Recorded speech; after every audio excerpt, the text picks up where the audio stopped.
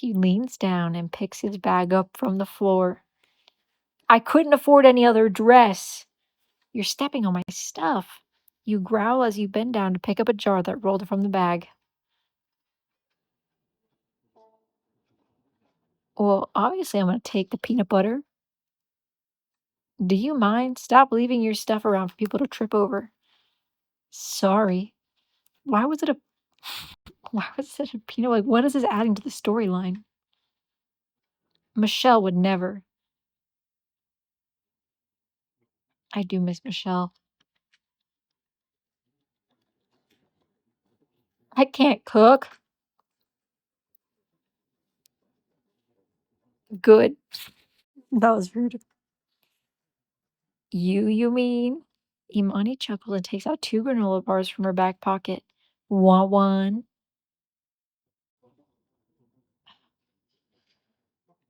See, now I can afford it.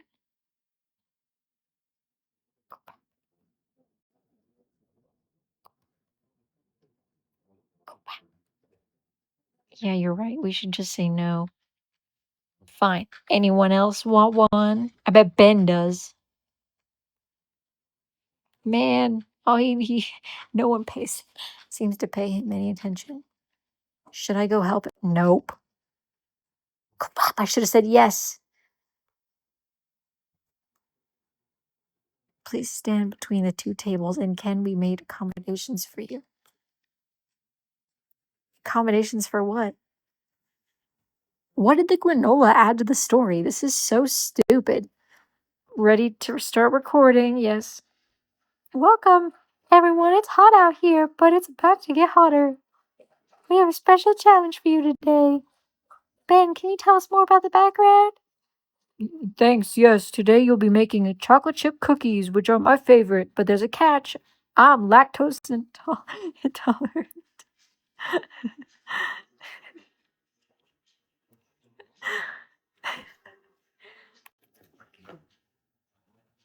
No way that we're doing a challenge where it's don't give Ben the runs. Whenever I feel like having something sweet, I like to whip up a batch of these. He holds out a recipe. It's my mom's recipe. They're the best. Your challenge today is to recreate mom's cookies, but with a twist. First, the teams. She points to you. Felicity, Naughty Doss, and Ken are at table 1, and Imani and Bradley at table 2. And then the twist. Please select a secret ingredient you think will make your cookie stand out. Felicity, Naughty Doss, your team will go first. Oh, we're doing the peanut butter.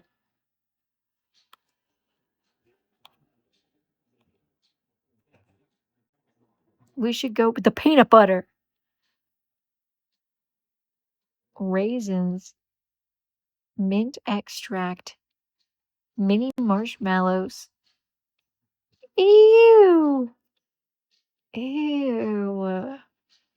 Ew. Do not pick raisins. I feel like I could still win with the raisins. I feel like it's like an obvious choice to go with the marshmallows. But I feel like I feel like the secret is to win with the raisins. You know what I mean?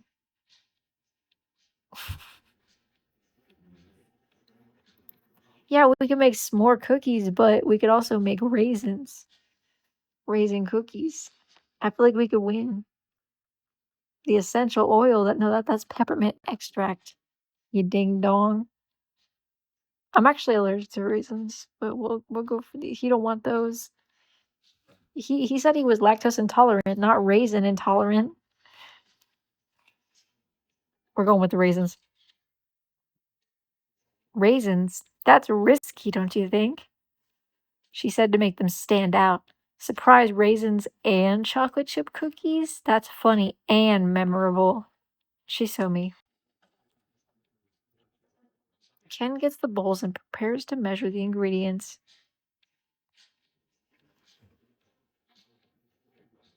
Let's just find the mixture. Okay, I'll do the sugar.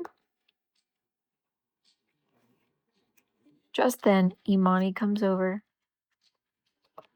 I'm not allergic to, well, maybe I am. I don't know. I don't drink.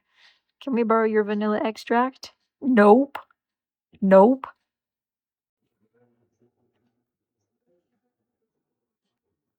That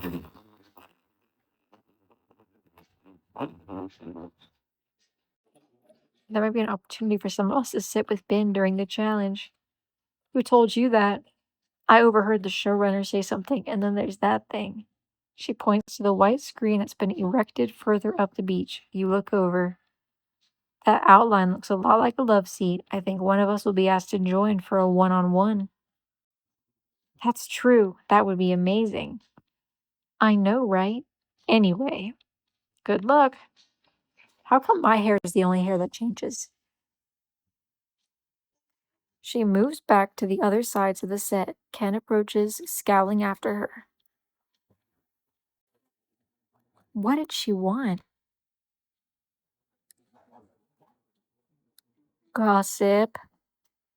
I sure hope you kept an eye on her. Did you measure the sugar? Right, that's what I was doing. Once it's creamy, I don't think I should be reading this out loud. It seems kind of. Wait, we almost forgot. You throw in the raisins. We'll keep the chocolate chips out. Felicity naughty das. The dough needs to chill for 30 minutes. What are we going to do in the meantime? While we chill, we have an opportunity for one of you. Just one of. Okay. All right. She pulls out her coin. Ben is very concerned that everyone is given a fair chance, so this opportunity goes to whoever wins the coin toss. She flips the coin. Crap. I won!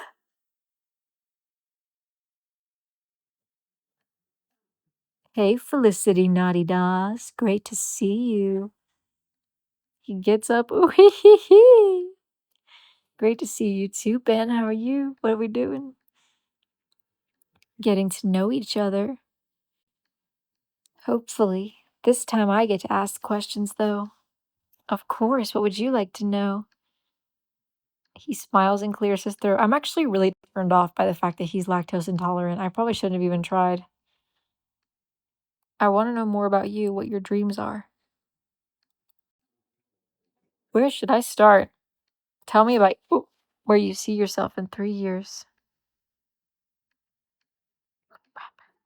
I'll be happily married. Yeah. That hits me right in the heart. I feel that to me, a good life is made up of elements, and it's not the same when a piece is missing. As he says this, his eyes absent-mindedly fall on your neck, and he reaches for you without thinking, carefully brushing your skin. Oh my gosh, I had flour on my cheek. I grew up with a single mom, so I learned to see things that way. Can I? You want me to throw it? You gotta give it to me. Can I ask about that?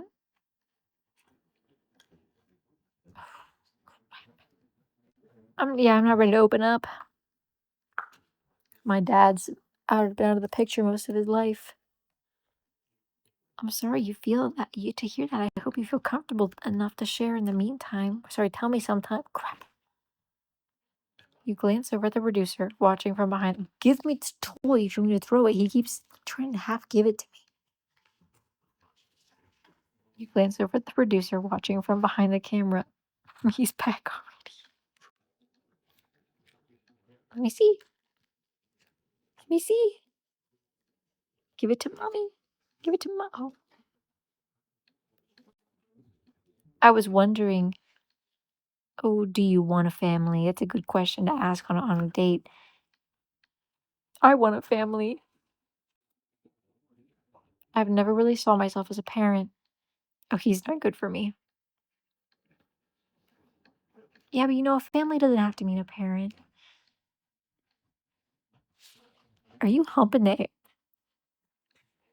I can't. Mangy.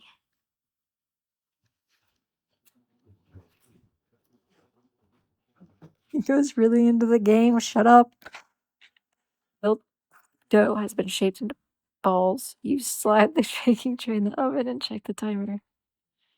They don't need long. We just have to check after 10 minutes. Ken doesn't answer.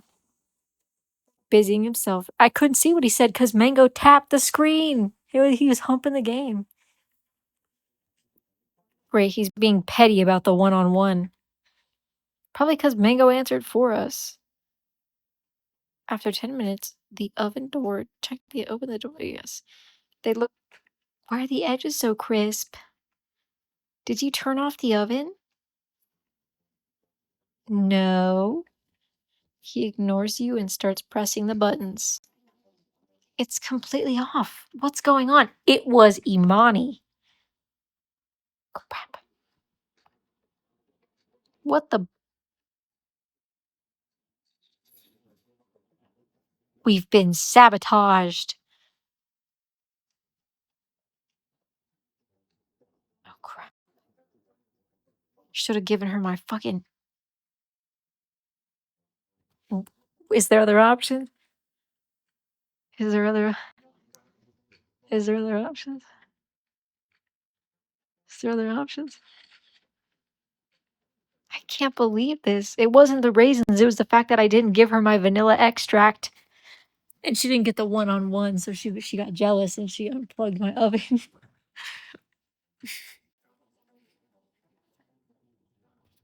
It's okay. I don't really care if I get kicked off. I'm not really into Ben. I'm just here for a good time, like Michelle. The judging goes as expected. I like the idea, but somehow they're both undercooked and overcooked. This is all Imani's work, no doubt about it. I should ignore it. I should be the bigger person now. You bite down on your feelings and focus on taking the feedback.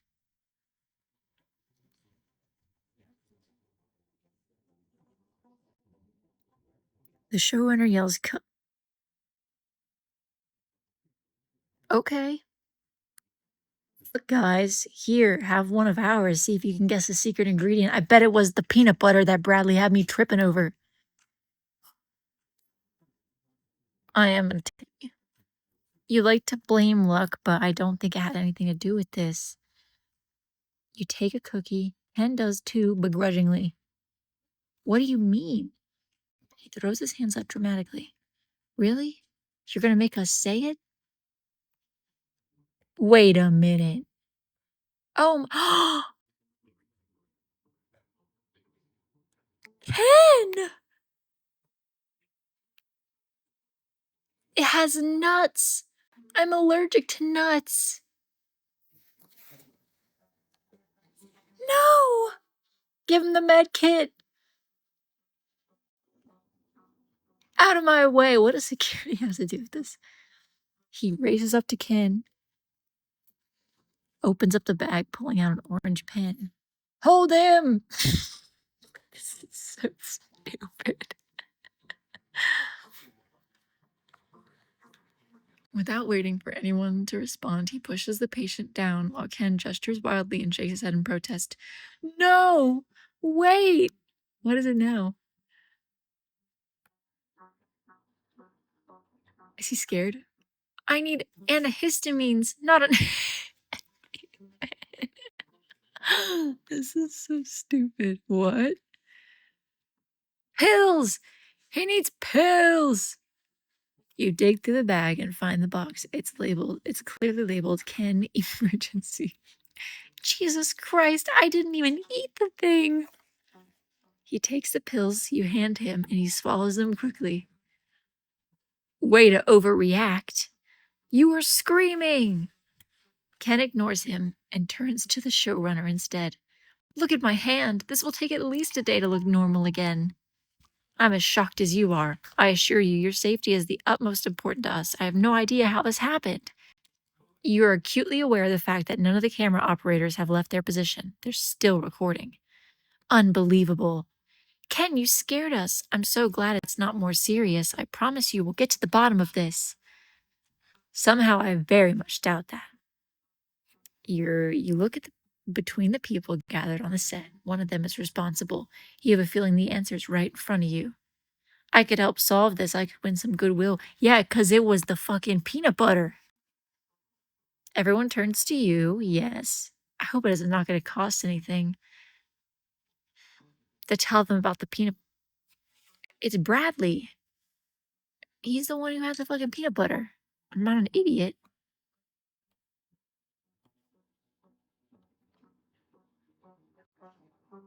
Random jar of peanut butter in our room. Wait, no, salt! Our secret ingredient was salt! Bradley didn't put any peanut butter in the cookies. Felicity Naughty Dos, you're wrong. I think we need to ask.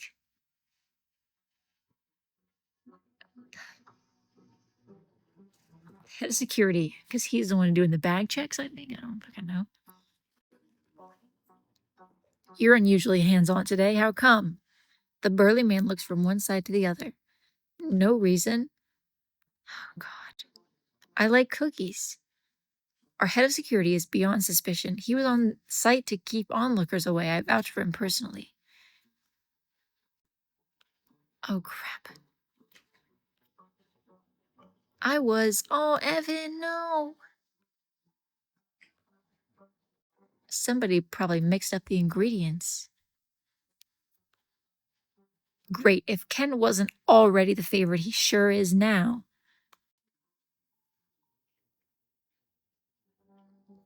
Great. Didn't expect to be back here so soon? Some of the other contestants shake their heads.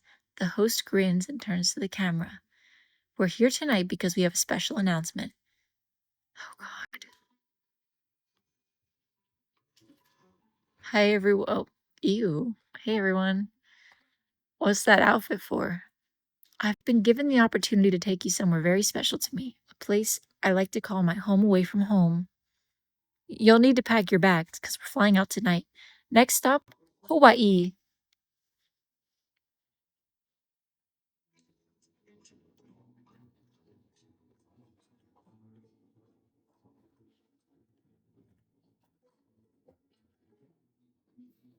We're on a private jet and we have to share seats. That's fucking weird. The showrunner comes out, stops next to you, get some sleep. Don't tell me what to do. First time on a private jet? First time on a plane, actually. Excuse me. She heads for the bathroom, but just before she goes in, she looks back, catching your gaze.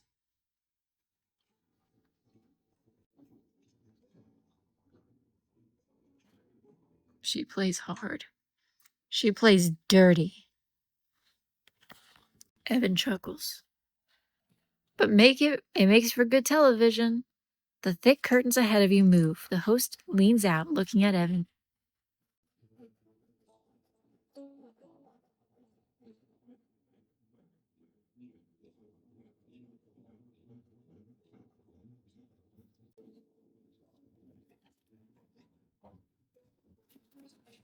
Daniel's drink. Evan checks his watch. This is so stupid. Thanks, I'll pass, but I need a few hours before the sun comes up. Okay. Why do they do that? Then she turns and disappears into the room beyond the fabric. Hi, baby. If you want me to throw it for you, you have to give me the toy. You can't just hold on to it like that. You just want me to. Okay. All right. Next to you, Bradley stirs. I could ask to join the host instead of Evan, or I could give Imani a piece of my mind before the cameras are back on. What time is it? Crap. Crap. I guess I should choose Bradley. Oh, I got it.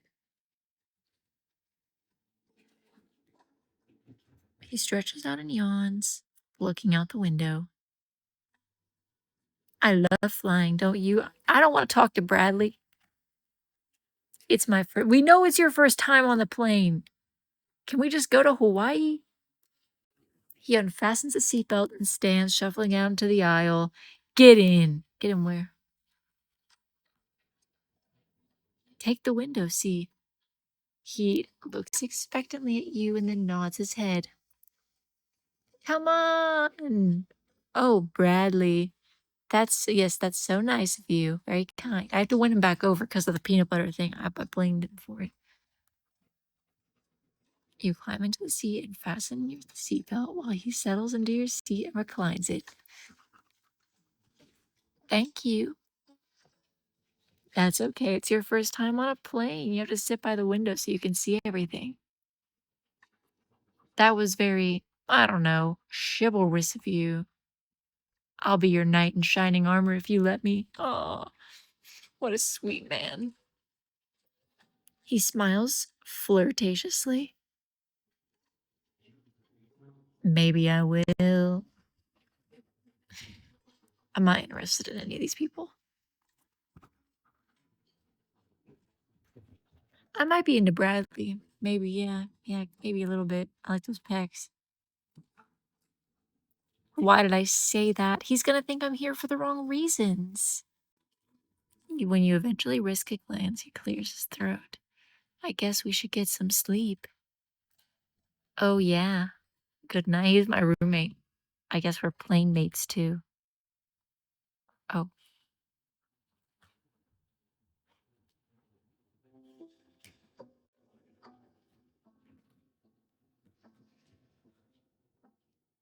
Hold on.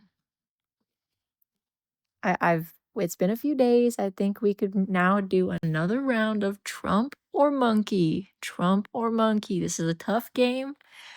My high score is 8 out of 10. I'm going for 10 so I can get the bonus game. So if anybody knows. Okay, I can do this.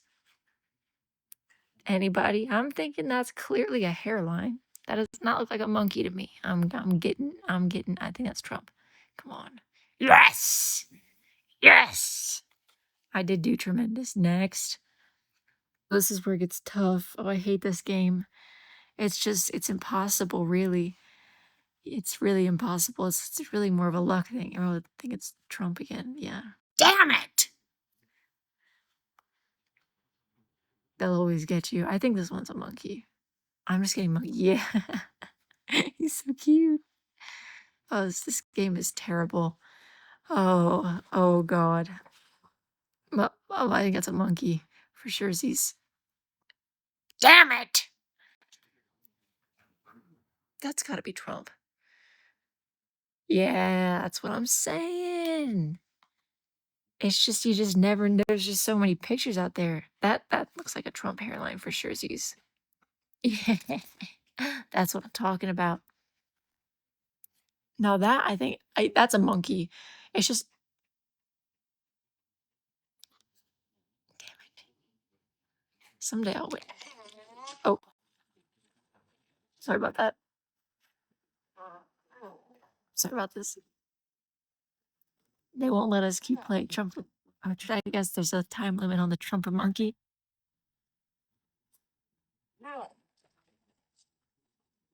I thought that this finger's doing the work. It's always a fail.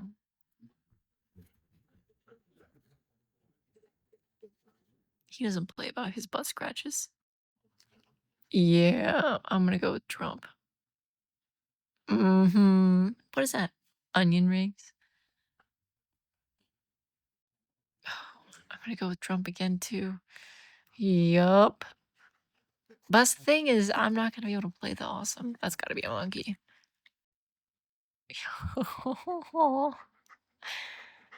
Yeah, see, I won't let you play the bonus game because it calls you a loser instead.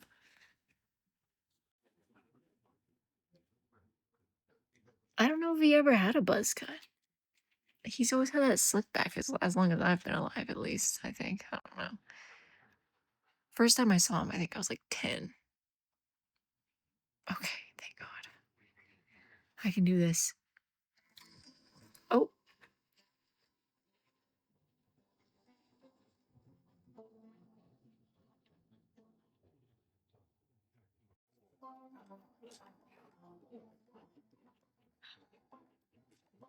I know. You want me to throw the. It's so wet.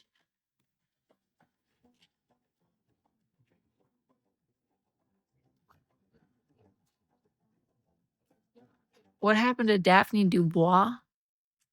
I don't know who that. Oh, I think she left the. She got kicked off for being irrational. She was one of the first ones out. Oh, we're in Hawaii. He unlocks the door. Why is he always my roommate? There's 2 females and 2 males, and I always get paired up with why are they pairing us up like this? I just like that's just not what they would do. What of you? Oh yeah. He tosses his bags on the floor. You struggle to get your suitcase over the threshold. Stupid wheels. A hand reaches out to you. Need help with that? Oh, I don't want to be too flirty. Here we go. I just need to give this a good pull. And then you can see how strong I am.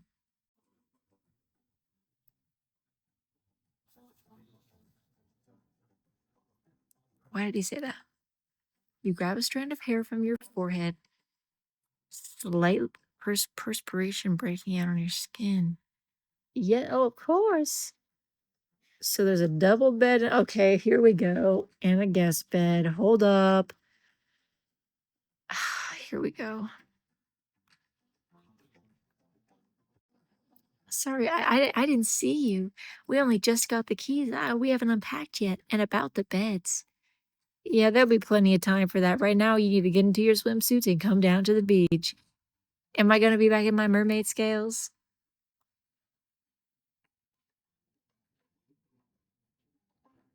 Oh, great.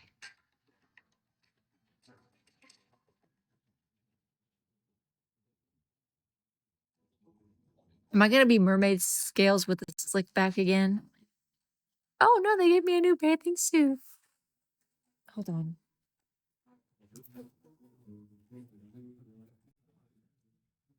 Ugh. You haven't surfed in years. The breeze plays with your hair, and you close your eyes for a moment, breathing in the ocean. Pretty cool, isn't it? Everyone, be prepared. Ken has some pretty gnarly bathing suits. Okay, no, we don't need to mention the bulge. Or is Ken gone?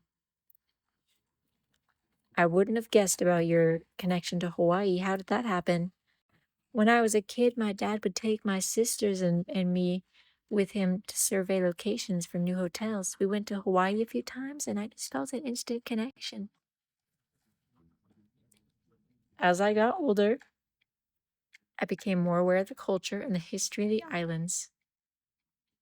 The industry is destroying what tourists come here to experience. It's very woke, Ben. I didn't know. That's awful. Yeah, that's why I wanted to come here for the show, to bring attention to Hawaii's beauty, but also its challenges. The showrunner calls out. Almost ready. Can everyone make their way into position? I think that maybe they just didn't want to get canceled on the one.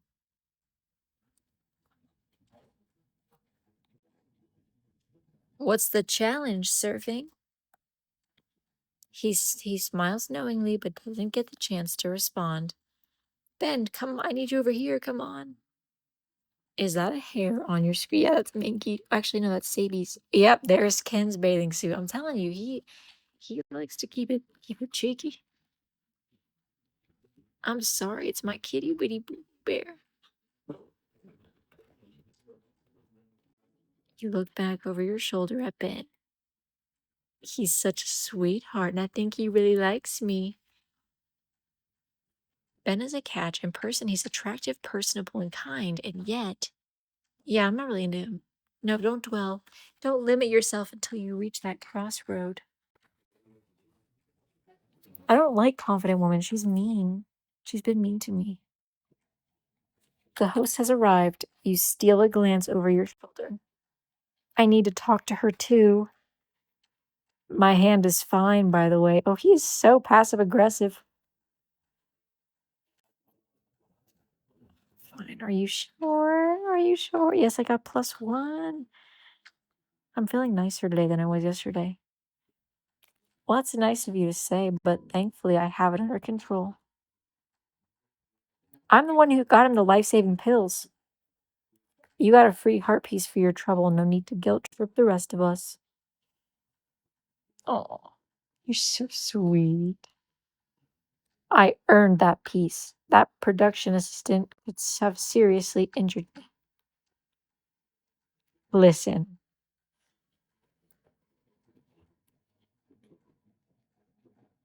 As the two of them start bickering, you take a few steps back. This is not what you need right now. What are you doing?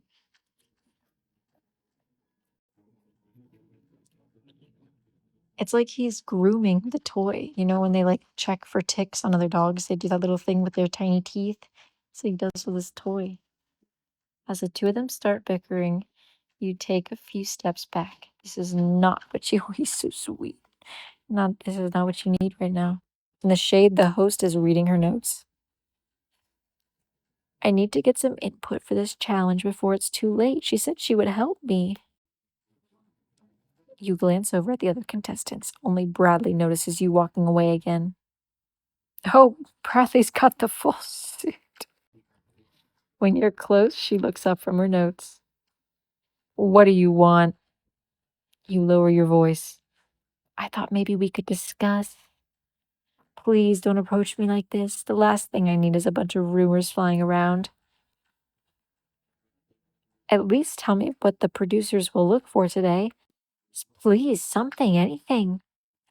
She sighs heavily. Okay. Oh, she's feigning indifference. You surf, right? I have in the past. Good, tap into that. And remember, Lisa likes character. She likes those who can hold their own on screen without much prompting. So I gotta be drama. Sure, but don't think you can just copy my shtick. You need to stand out, be memorable in some unique capacity. Ah, crap. You'll be surfing today, all levels welcome. We have a few lifeguards just in case, but get out there and have fun. Oh, I have to choose a wetsuit. Maybe there'll be something memorable. Ew. I look like a bug. Oh, great. The only memorable one is the most expensive one. I think the green is cute. I mean, if we're really talking options here, I think the green one's clearly the best one. It's cute. It's cute. It's cute. We're gonna go with the green. You can have a memorable personality in a less memorable suit. Along with the rest of the contestants, you wade out into the water.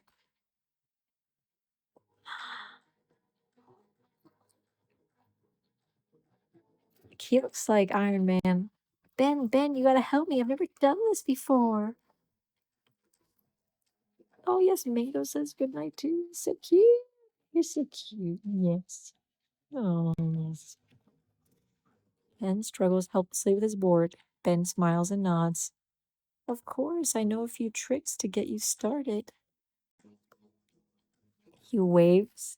The waves lap at your knees. Yes, it's National Mango Day. Ugh. Ew. Ew. Hi, buddy. You're so sweet.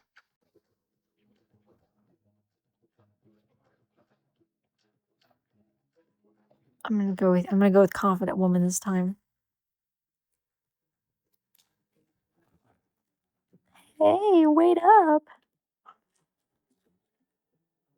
What do you think you're doing?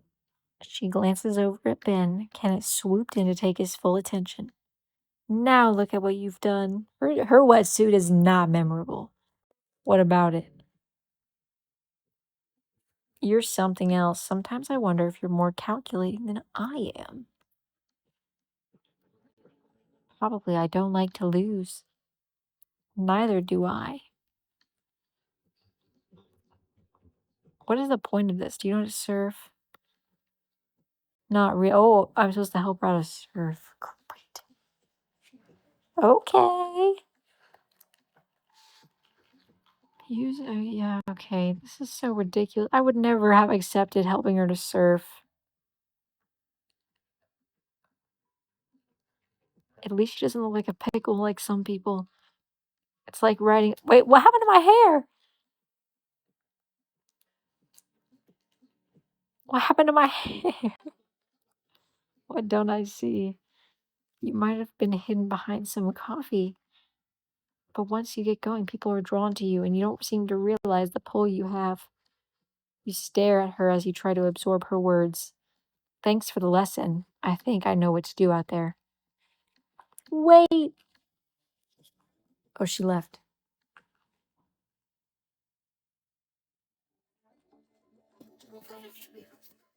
My baby boo boo thing. Oh, I just want to hold your hand.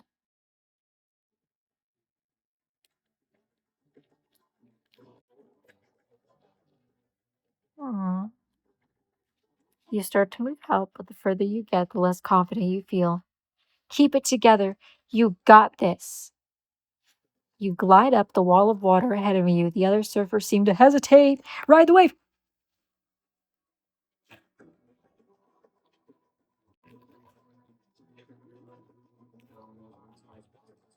Ride this wave.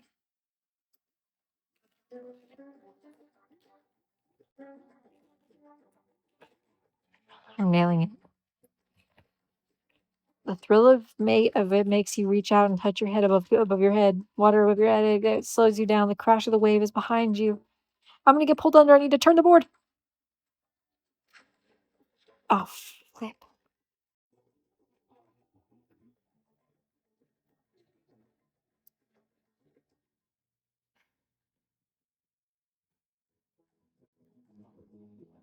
When you reach the beach, the crew and random onlookers applaud you. That looked incredible. What a wave! How did that feel? Pretty great. I actually didn't think I could do it, but then I did. Too bad you crashed and burned at the end. You were gonna cut that bit out. Don't worry, you look great. When all of you are back on dry land, it's time for the moment of truth. Ben, it's time. Who deserves today's only heart piece? Crap. Felicity Naughty Doss. Felicity Naughty Doss. Felicity Naughty Doss.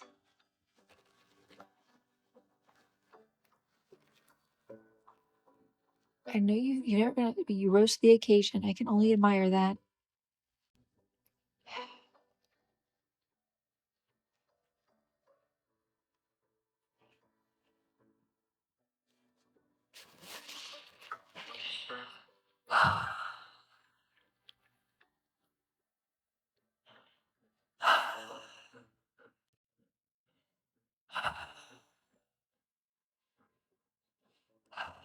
Always a Felicity Naughty Doss, never a Ken. Always a Felicity Naughty Doss, never a Ken. Always a Felicity Naughty Doss, never a Ken. Always a Felicity Naughty Doss, never a Ken.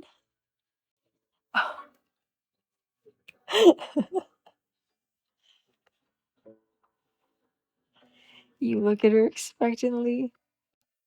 As always, the close connection date is wedding themed, but Ben has asked permission to plan it. We're, of course, happy to oblige, so tomorrow make your way to the hotel kitchen for a special date. Congrats.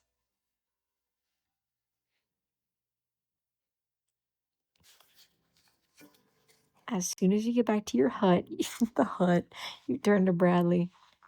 We need the bathroom. I need the bathroom for at least half an hour. Oh, you quickly get your suitcase and look for some new clothes. 30 minutes undisturbed. What am I doing in there? Got the runs. I'll ask for some extra towels. I'll be out of your hair.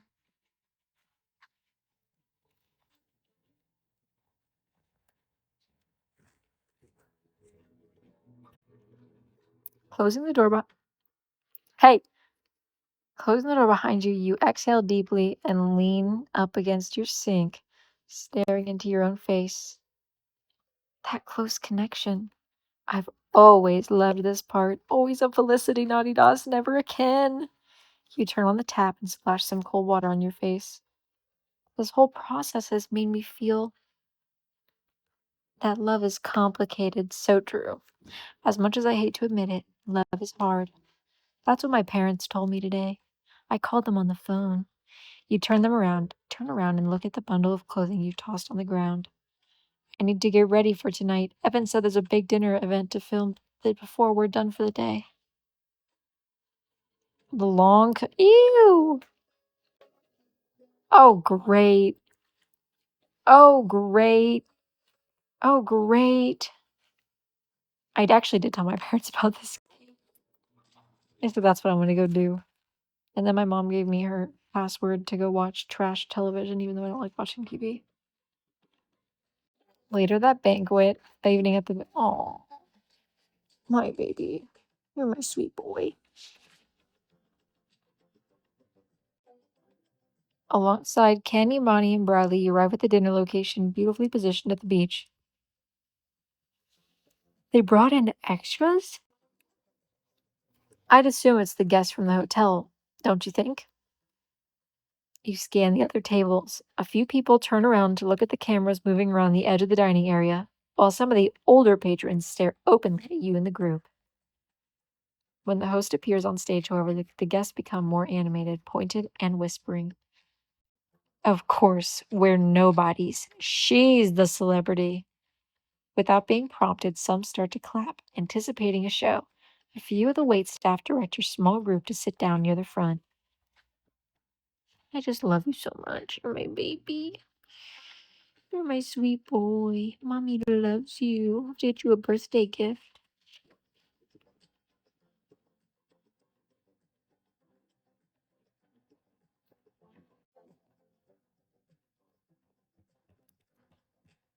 Welcome, everyone. Thank you for joining us. I have the pleasure of introducing tonight's show. Please welcome the Kuma Hula. Oh, the man in a loincloth, richly decorated with leafy bracelets, thanks her and steps forward. Being here tonight, my name is Mono. I'm the Kuma Hula at the Loka Hula School.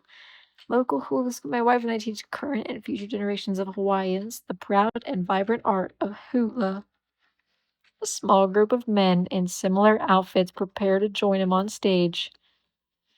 Hula is an art form of great cultural significance for the people of Hawaii. Though through song and movement, we pass on our history from one generation to another.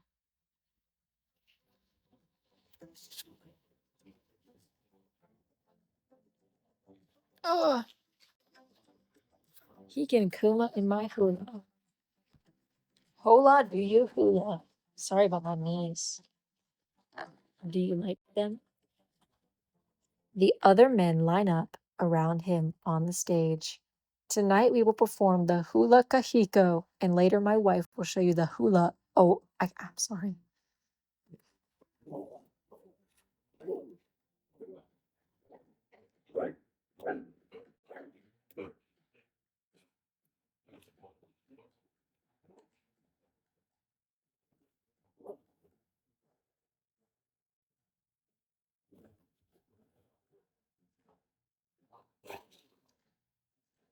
I guess they ran out of ink. Mono calls out a chant as he moves forward and backward. The others follow in a synchronized display. They slap their bare skin in tune with the drums as their voices carry through the warm evening air, entrancing the viewing guests. Ooh, this is getting good. Saucy. Okay. Oh, baby. My sweet boy. Moving their hands to the words, their meaning is conveyed through complex gestures. Always a Felicity Naughty Doss, never a Ken. You watch the dancing intensely, swept away by the atmosphere. Incredible. That was amazing. Sure, but where's Ben? He's probably hula dancing. As if on cue, the dancers part, and from the back of the stage, his question is answered. Are you eating my blanket? Uh-uh. Uh-uh. Let it go. Let it go. Let it go. Yeah. He walks across the stage and over to your table. The cameras follow him, and you sit up straight.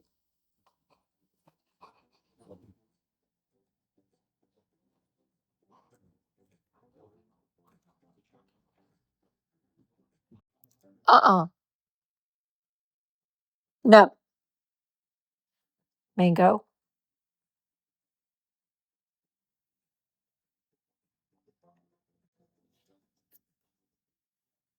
Hey, everyone. What'd you think of that? I've never seen men move like that before. I have. Okay, Bradley. Damn. This is so. I don't care, Ben. What did you think? I'm gonna have to pretend like I liked it. I thought. Oh, I should have paid attention. The same as Bradley. He seemed to like it. Mono is amazing, but his wife is the real star. She's won several awards. Will she perform tonight as well? I think so, but maybe we could ask.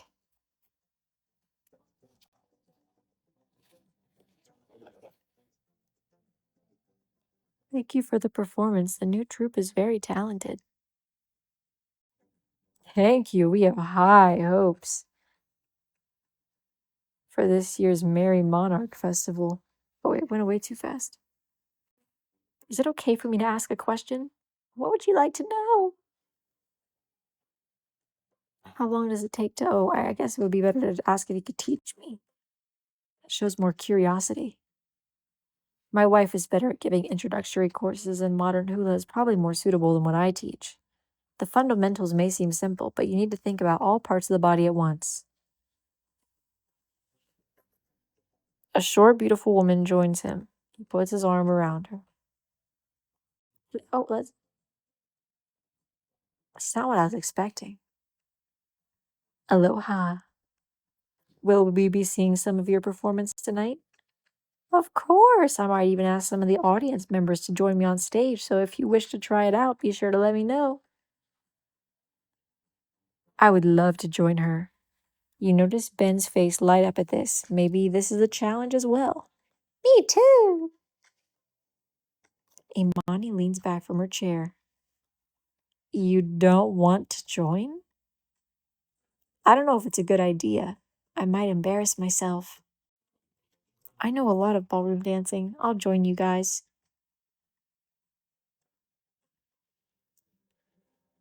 Everything I learned about Bradley makes me like him less. Okay. I like where this is going.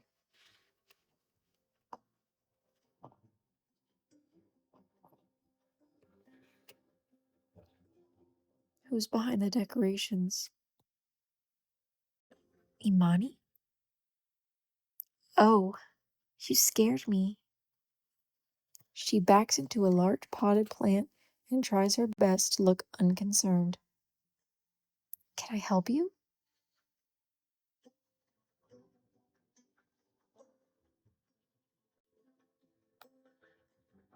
Are you okay?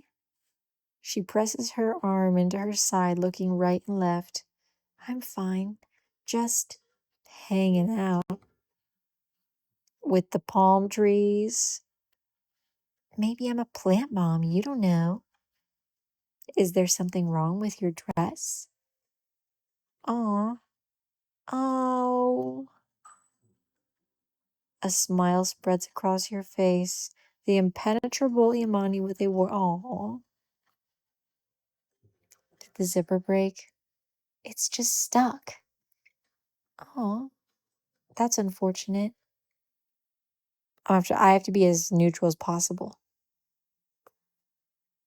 No, I'll go find them myself. I don't need this to be on camera.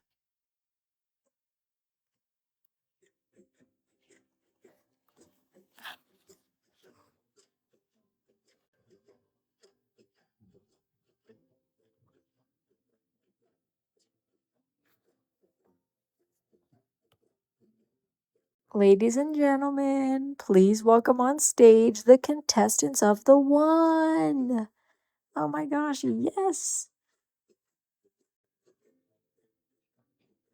Come on guys, we're just gonna be doing some hula. Aw. First, the basic footwork. It looks like I'm doing a step, feet loose step. Then we add our hips. Oh crap. Am I doing good? Or is it something that I have to remember? Every hula has a story about joy, victory, praise, or love. Think of your, oh yes, as ribbons moving with the breeze.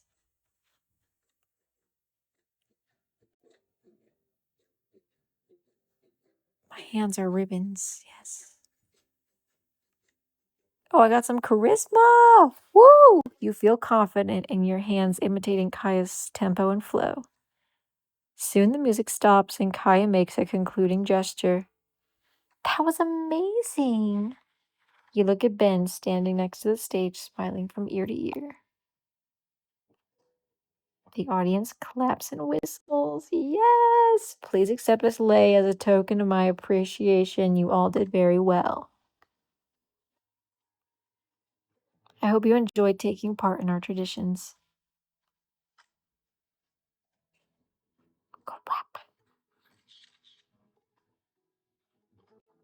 Why does he get a pink and white one? You're a natural. Oh, because.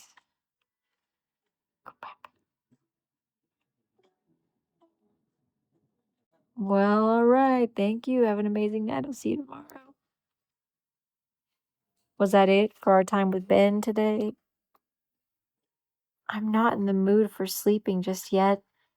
Maybe I could get someone to take a detour with me down to the beach.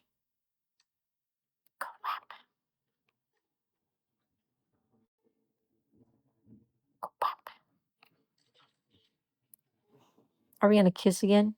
Hey, host, are you? I just think it's funny that I haven't kissed anybody but the host. The host, hey, host, are you in a hurry to get back? Yes, I have chocolate chip ice cream and reruns of House to get through. I'm very busy. You smile, shaking your head. Come on, take a walk with me. It'll be nice. She won't tell anyone her name. It's like for privacy. Yeah, when the host told me that she was leaving her job and that I could maybe have the position,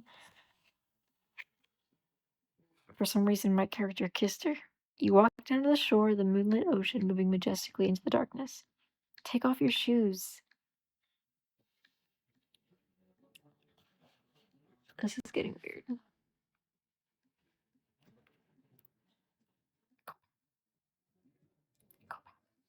Her feet touch her feet touch the sand. Happy? Weirdly enough, yes. So tell me, how am I doing?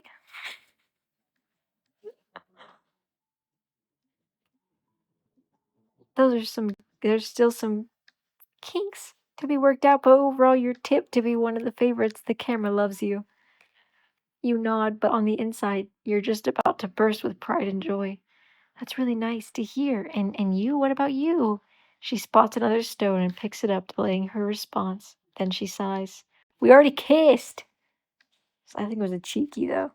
I have a meeting with Matthews when we get back from Hawaii. She'll probably up the paycheck to keep me on, but aw. I might throw you on the table as a replacement. That would be I would appreciate that. Just do a good job. Show them that people would want to watch you year after year, season after season, week after week. That's what matters. I'll head back. Thanks for the chat. You watch her leave in silence. Oh.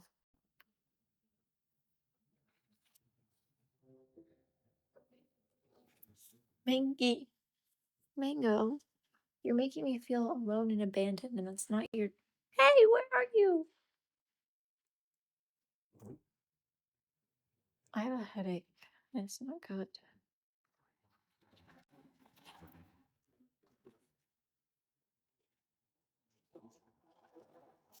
Yeah, I kind of have a thing for the host. I don't know why. Maybe if I put some treats in his little thing for him.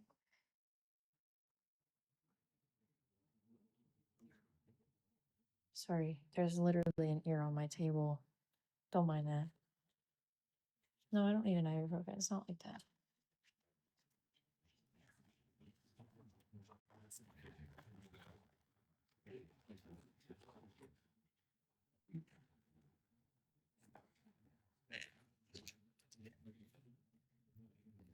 Savvy. There you go. You can have half of one. This is not for kitties. It's really not meant for kitties. Edgar shows up when Edgar wants to show up. He's elusive. He's special. He's my baby boy. He does as he pleases.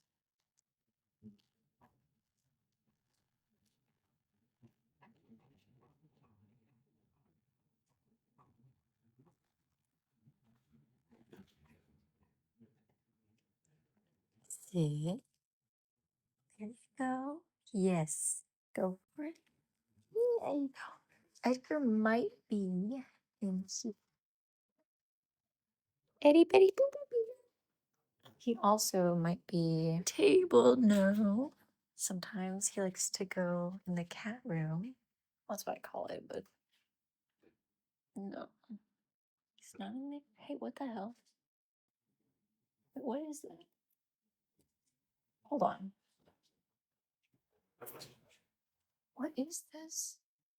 Oh, I thought this was a moldy strawberry. Oh my god, it's just a mouse. Okay, that makes me feel better. Oh my god, I hear him. Hi, Eddie. Hey, baby.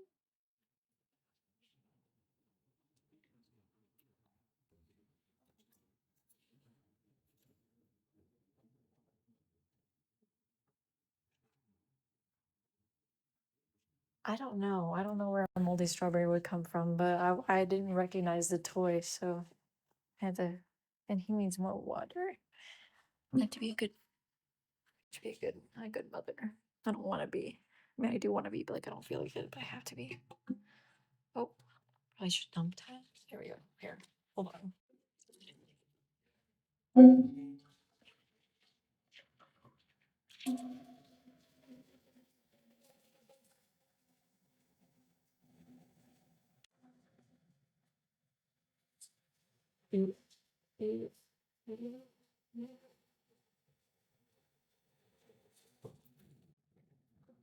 Sorry.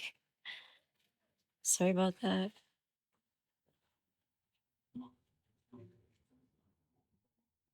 I have to put all of their dishes, all the dishes in the dishwasher, all the cat dishes and the dog dishes. I just haven't felt like I don't feel good.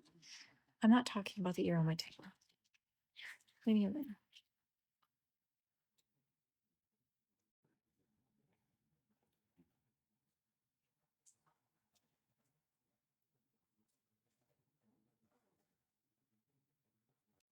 No, your cats aren't gonna make me feel better. That's the thing is I like my cats and my dog.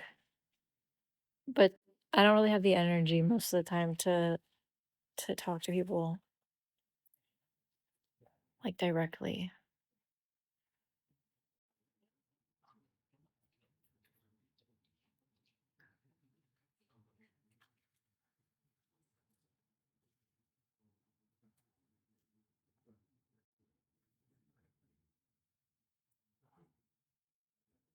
Did you get it, buddy?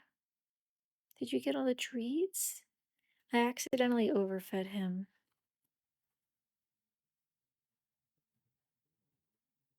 I don't know what the toy's called. It was just a pet store. I got him a toy because I love him.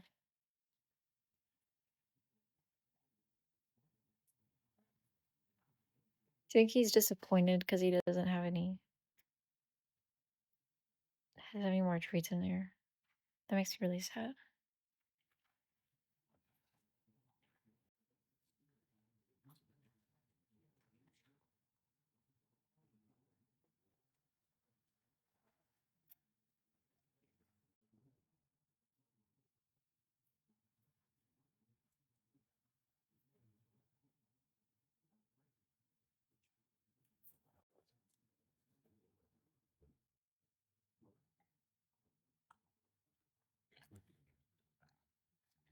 Oh, he'll tear it up if I leave it with him for too long, but I'm not gonna. I just make sure we got them all. I'd be so sad if you didn't. I know. Let me see. Let me see. I'm pursuing drag and I'm thinking I'm gonna name myself Doom Michelle. Yeah, I say go for it. Yeah, no, I'll go. I don't know when. I don't really feel like being funny on purpose. It doesn't feel very good to me right now.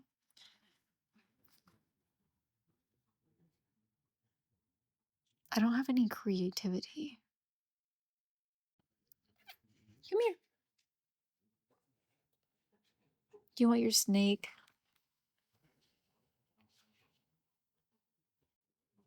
Ugh, this could be a big mistake. It's gonna be kind of loud. He loves this thing. Okay, hold on. Let me get the fuzzy. Yeah, I just have to. I'll feel better. I'll feel better. I don't really like change. I don't like change. But once my body adjusts to it, I usually get back into my rhythm pretty well. Just have to wait for my to feel better, to feel a little bit better.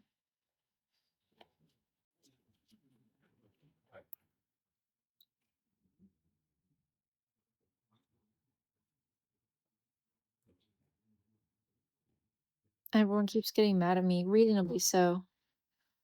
They keep being like, "Where's the art?" And I'm like, I know, I know.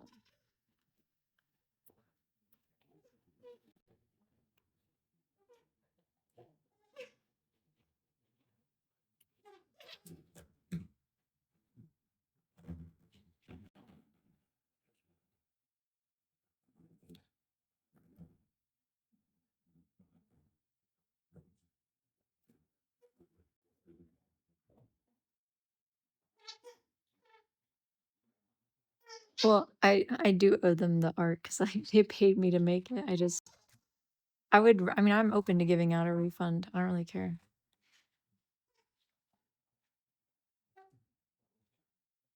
I'm definitely moving at a very slow pace though. I don't like thinking about the L word. I had this weird ex who loved the L word. Oh my god. Destructive.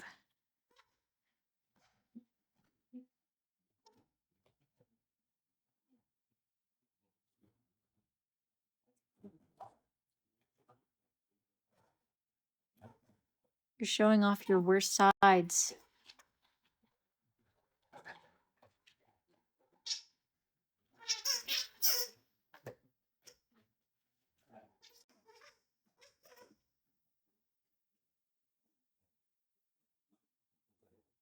Oh, he doesn't even want the squeaky because there's more. It's kind of a good thing. I don't really want to do it like out of his mouth. All right, keep going with the squeakies.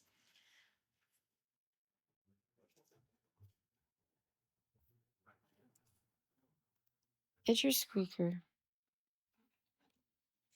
I don't really care what other people name their babies, to be honest with you. My thought on people naming their babies weird things is, that's on you. Like you can do what you want to do. I feel like if somebody's not bullying you for your name, like people who bully are gonna bully. Bullies are gonna bully. They're gonna find a way to bully. And if it's not for your name, then it's gonna be for the way that you look. It's gonna be for the way that you dress. It's gonna be for things that you like to do. If somebody wants to bully you, they're gonna bully you. I don't think, I mean, your name is your name. He can go by something else. I mean, I don't have to like the name that she chose, but I also, she chose it. It means something to her. She likes it. I'm not gonna dull somebody's sunshine because it's not mine. I don't want to be mean to her.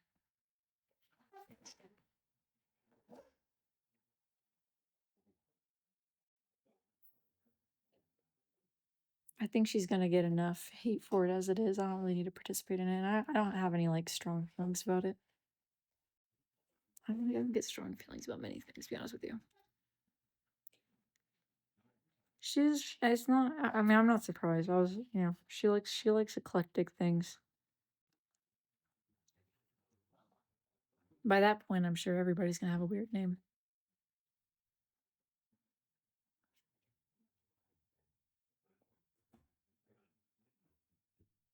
I like to live by the philosophy if I don't know somebody in person and I wouldn't know the information unless I was being parasocial.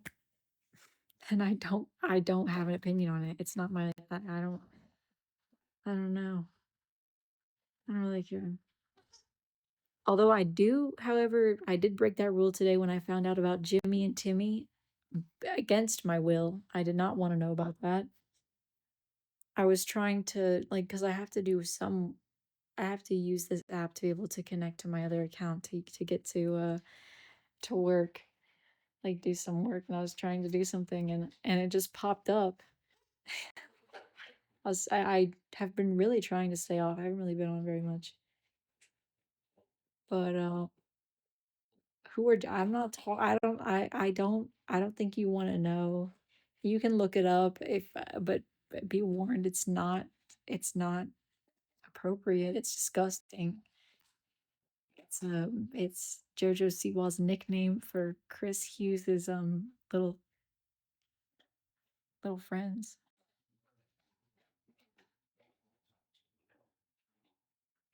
His boys, his baseballs, his she has a nickname for him and that's what she chose.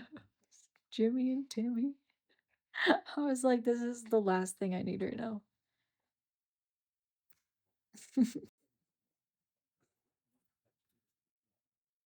Are you chewing on a squeak? Yes, you are. No. No.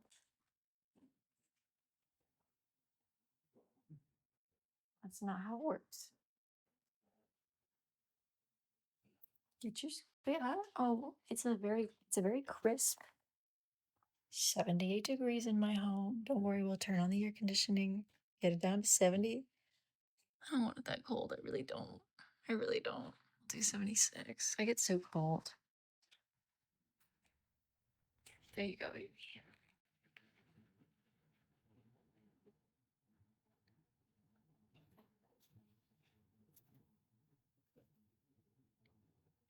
It's not hot where I live. It's really, and there's no humidity in my home. It's like barely even humid outside. It's really not a humid place. Minimum, I would be freezing at 70.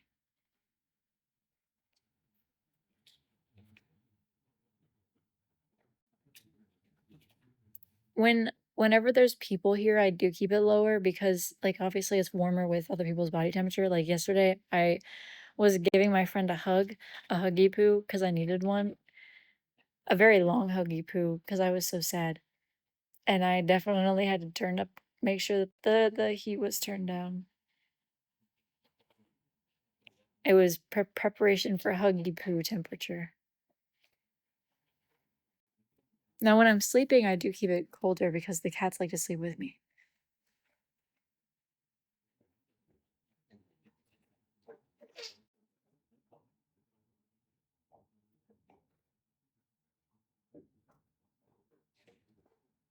Do you have another one yet, baby? My sweet boy.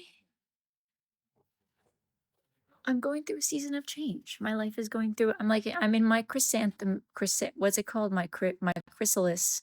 I'm in my chrysalis, and I am working on growing my wings to become the newest version of my butterfly. My butterfly is transforming. That's why. And change is hard, and transformation is hard. And that's okay. It's the things that we do for the people that we love. Can you tell me a bedtime story? Once upon a time, my dog had a dog toy and he ripped it apart. The end.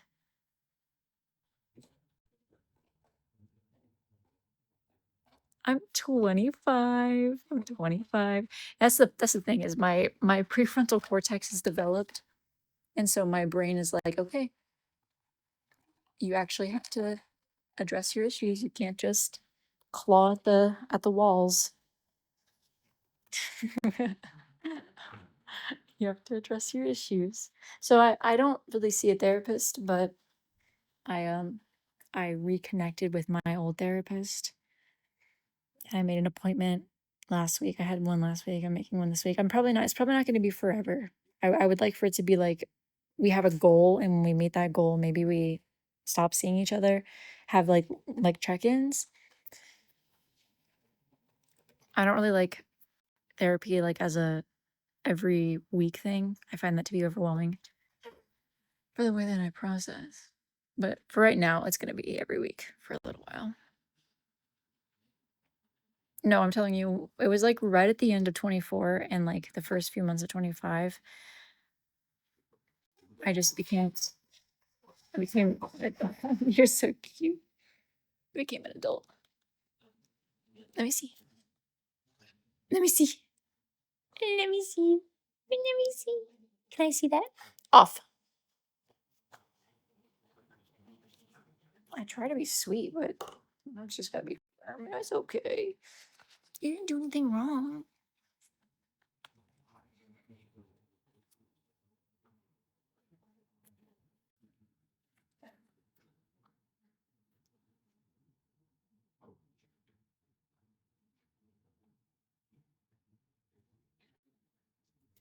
But yes, my parents are very deeply in love, and they also they've not had, they haven't had like they've had a very lovely marriage, but obviously they've known each other since they were 17, I think.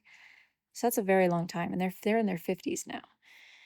So they've gone through a lot, and they're able to offer some insight, and they're very centering for me, for like what's important right now.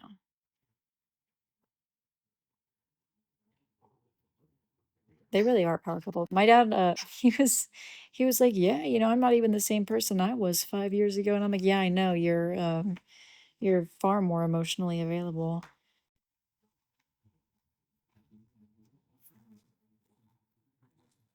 Not that he's ever been a bad father. He's a wonderful father.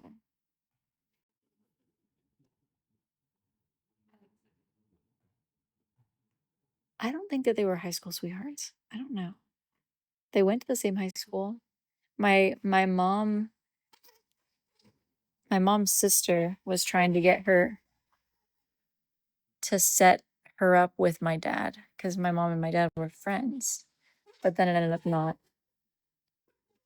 It ended up working out very differently.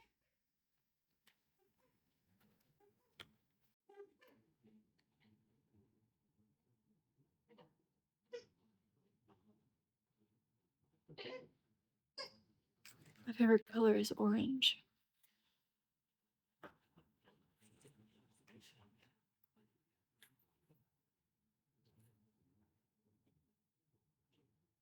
Ow. But they reminded me that everybody goes through seasons of transformation, and it's how you handle that transformation that's important. So they're helping guide me through that transformation with integrity. Because, when you're young, which I am young, it's really easy to want to be petty and want to be mean and want to be cruel and treat people like they're disposable, which is like, it's not my intuition, but it would feel good. It definitely would feel good to just be like a bitch. But like deep down, I know I don't want to be. And it's not my first instinct to, but I get my moments.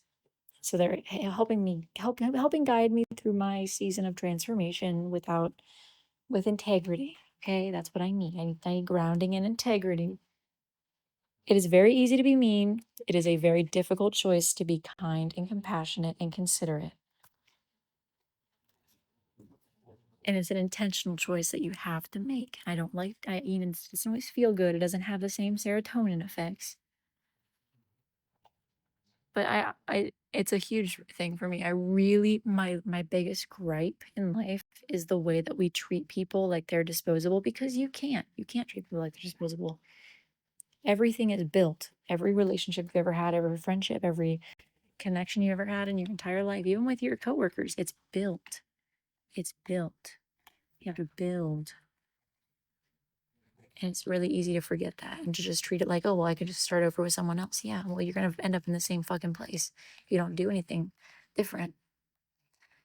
So I'm in a season of transformation. Okay, I'm in my chrysalis. I'm in my chrysalis. Mango, can you at least pull it all the way out?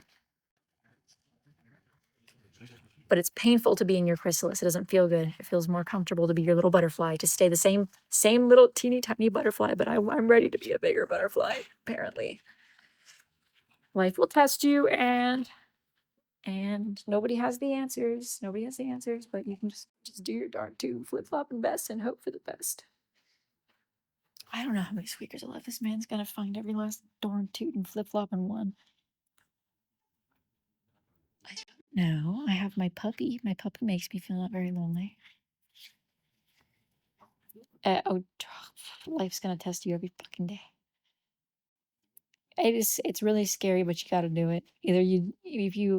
I learned that when you avoid your feelings, what happens is they still haunt you. They're like little ghosts that haunt you around, and they live in the form of anxiety. When you feel that like constant anxiety around you all the time, what it is feelings that you've pushed away and avoided. And to help get rid of that, and it's really limiting because if you choose not to feel your emotions, yes, it's scary to feel your emotions, but you miss out on so much when you don't, you know? Emotions are and vulnerability is the way that you connect with people. You cannot connect with people if you're not willing to do that, which is really scary. It's a really scary thing to do because you're putting yourself in a position to get hurt. But when you have a strong sense of self, you're going to be able to recover from that. And you don't have to let that define you or like be a part of you. I'm saying all this, but mind you, like I was actually like laying on my couch, like almost screaming, crying today. So mind you, I'm very emotionally fragile. But like two things can be true. I can feel my emotions in a way that feels very dramatic, and at the same time, I can understand them and I can respond to them publicly and with other people in ways that are appropriate.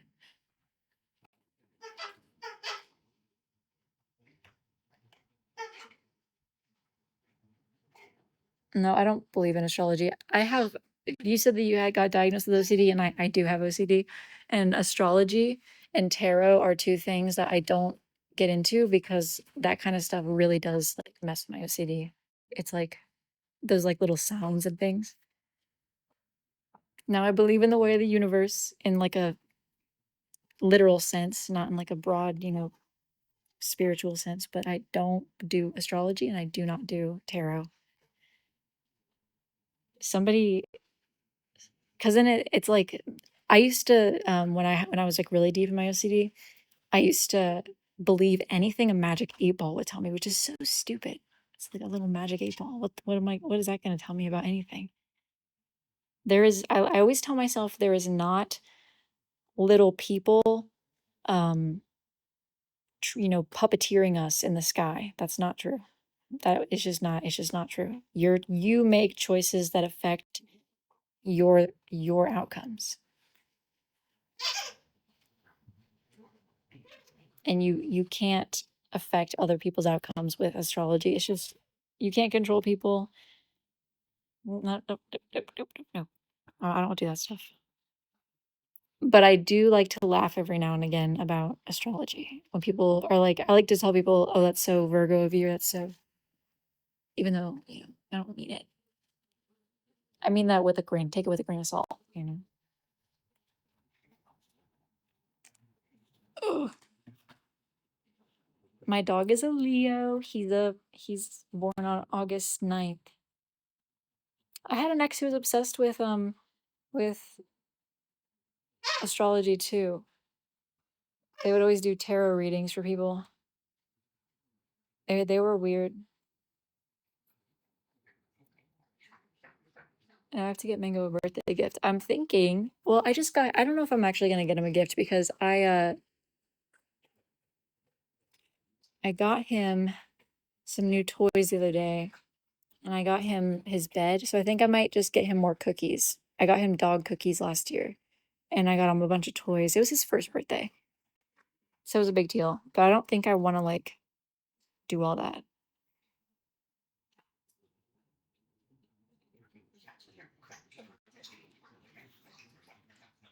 No, I ordered them from Etsy. I got him a little birthday cookies. It was so cute.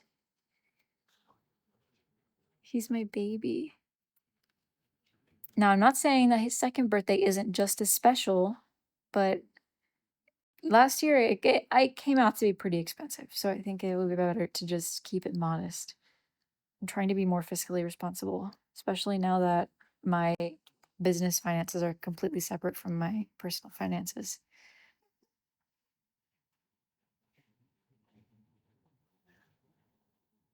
And I'm thinking about my future, and it's important to save for that and not spend like a crazy person. Oh, I dyed his tail in October of last year, and then I re-dyed it, and now it's fading.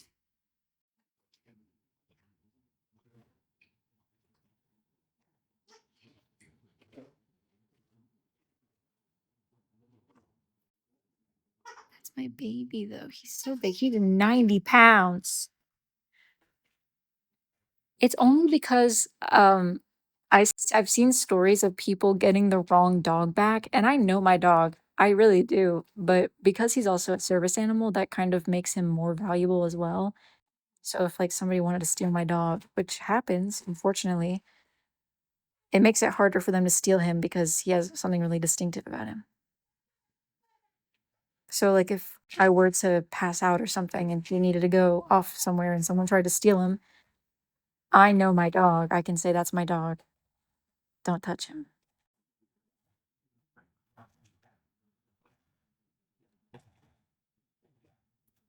Some Goldens do look the same. Some of them do look the same. Oh, are you going to what's that? There's only one place in North Carolina 7 hours away. Wilmington. It's the only thing I can think of. Yeah, Mango does have a degree. I think it's in my office though. That's where I keep all my files. He's no, he's not gonna get any bigger, but his tail, now that he's 2, is fully fanned out. And it looks so cute. It's something that you just don't notice. When he was a baby, I always worried that he wasn't gonna get his full feather tail, but now he's got it. It takes a long time for Goldens to get that full feather. You're gonna be in Lexington, Virginia. That's far, yeah.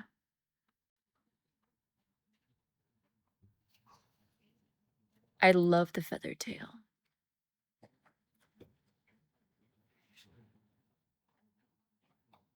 No, I don't want a rainbow tail. I don't want anything crazy. I don't like when people like look at me and my dog. I prefer not to stand out.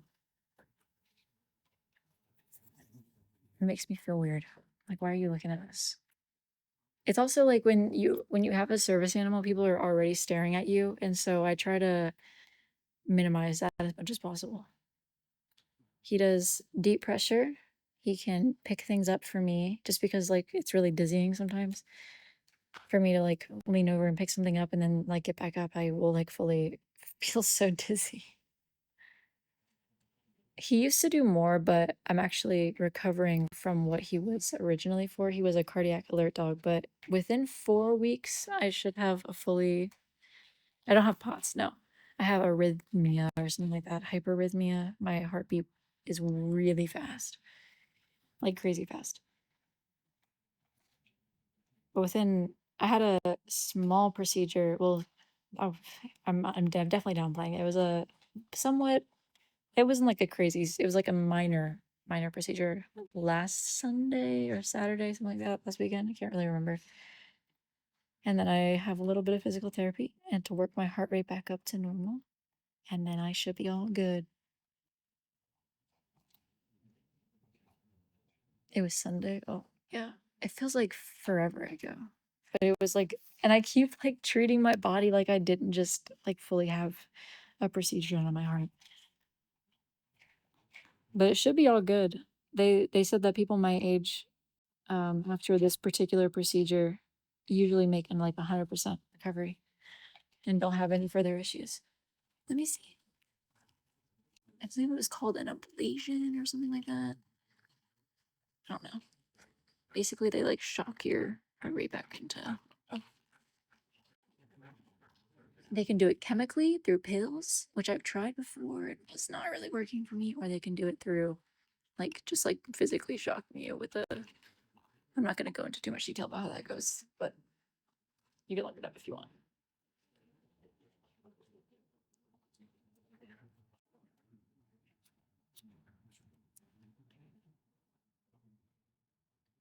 can see my other animals if they come out. I don't like to bother the cats. Cats are like, you let the cats come up to you.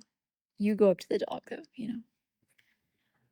But I think, yeah. There's Sabi. I know. I don't know what the hell is happening, but everything is just kind of falling apart all at once. However, it's like it all fell apart at once, and now it's like it's in a recovery. Everything's in a recovery period, and it's difficult physically and mentally. However, I'm doing wonderful. I'm handling it in a way that I feel like is as best as I can. With love in my heart.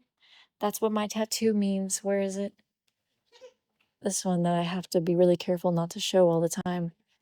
It says all in love, and it means everything you do, do it with love in your heart. It's a really good reminder. Even though I can't even see it most of the time.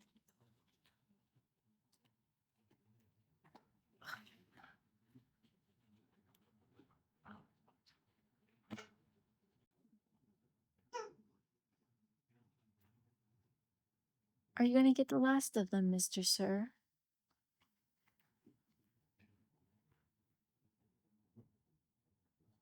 I just killed a spider.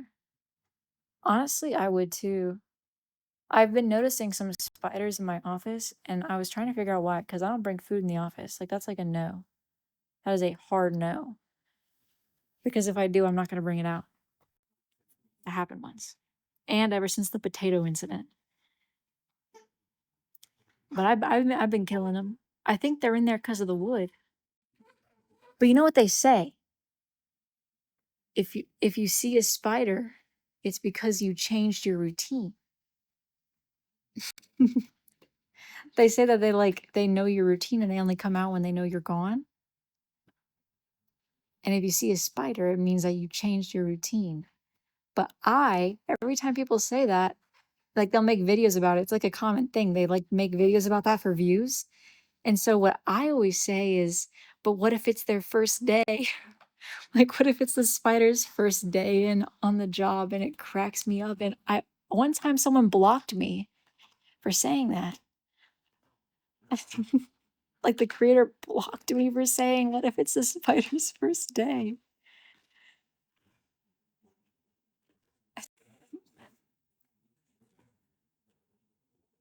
Spiders are too. Yeah, I figured it was probably some like clickbaity shit. But one time I'm a very sensitive person, and I'm okay with that. Sensitivity is not a bad thing. It's a comes with its pluses and minuses, but so does being as somebody with super thick skin, okay? But the first time I ever said that, I started crying thinking about a spider being on its first day. First day in the house. I hope I make them feel like they have a warm welcome. Oh, he's getting his water. Go for it. Go for it. I'm sorry. I know, Lewis. I know. You should see me. I have hot cross buns.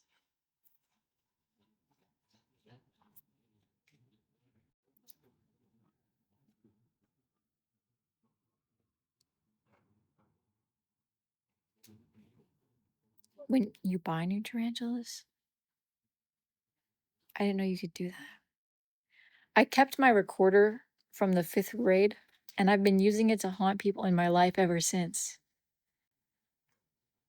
I know how to play a few things on the recorder. I actually don't even know the notes that well. I was a white belt. I never got above the white belt in the recorder, but I kept it. So that recorder it's very old. It's uh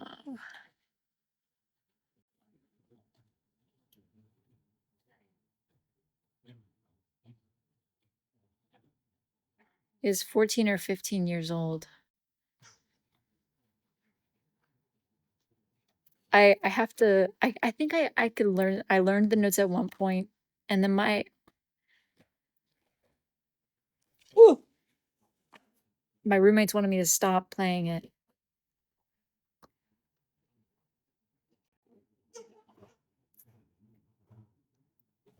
I went through a recorder phase, like, when the one time that I had roommates, and they did not like it. My roommates were awful, too. They used to put things in the dishwasher without rinsing it first. And then there would just be, like, spaghetti noodles hanging off of things in the dishwasher. I was like, "Are you crazy? That's not how it works. Who taught you how to wash dishes?" And then they also one time, I put the dishes away to be a good roommate, okay? And I put the blender cap in the wrong spot. Sorry, I didn't know where it went. I didn't think it was, like I didn't put it, like, anywhere crazy. I put it in the cupboard with the cups. And then they accused me of hiding it to be funny, and then they excluded me from the sesh. That was strike number 1. Okay, this is, like, outside of the recorder stuff. That was strike number 1. Strike number 2 was when they had their friends over, and they, oh, what was it? They were getting ready for some little party. I drove them to the party as the DD, but one of their friends left my sink on, and when I got back, it had flooded the apartment. I took care of everything, cleaning it up, but they accused me of flooding the apartment on purpose. And it cost all of us, each of us, like $250, like a charge for each of us. But they accused me. Like, we were having a conversation about it. And I was like, yeah, I think one of your friends was getting ready in the bathroom and left the water on. And then my roommate goes, yeah, but something's fishy. Like, looking at me like I did that on purpose. That was strike 2. Strike 3? Strike 3 was when I had a full-time job. I was working at Starbucks and I was in college. And they would, like, text me and be like, "Hey, do you mind if we, like, have a few people over?" And I said, "Yeah, okay, whatever." I come home and there's a DJ in my living room, people flooding out on the balcony, people flooding out the front door. Like, I can't I can't even get in the apartment. And it's, like, bumping in there. I was like, "This is not a few people. This is a rave in my tiny apartment." Oh my god, the apartment was so small too. There was literally a DJ. That was that was definitely just strike 3. It literally was like the jellyfish.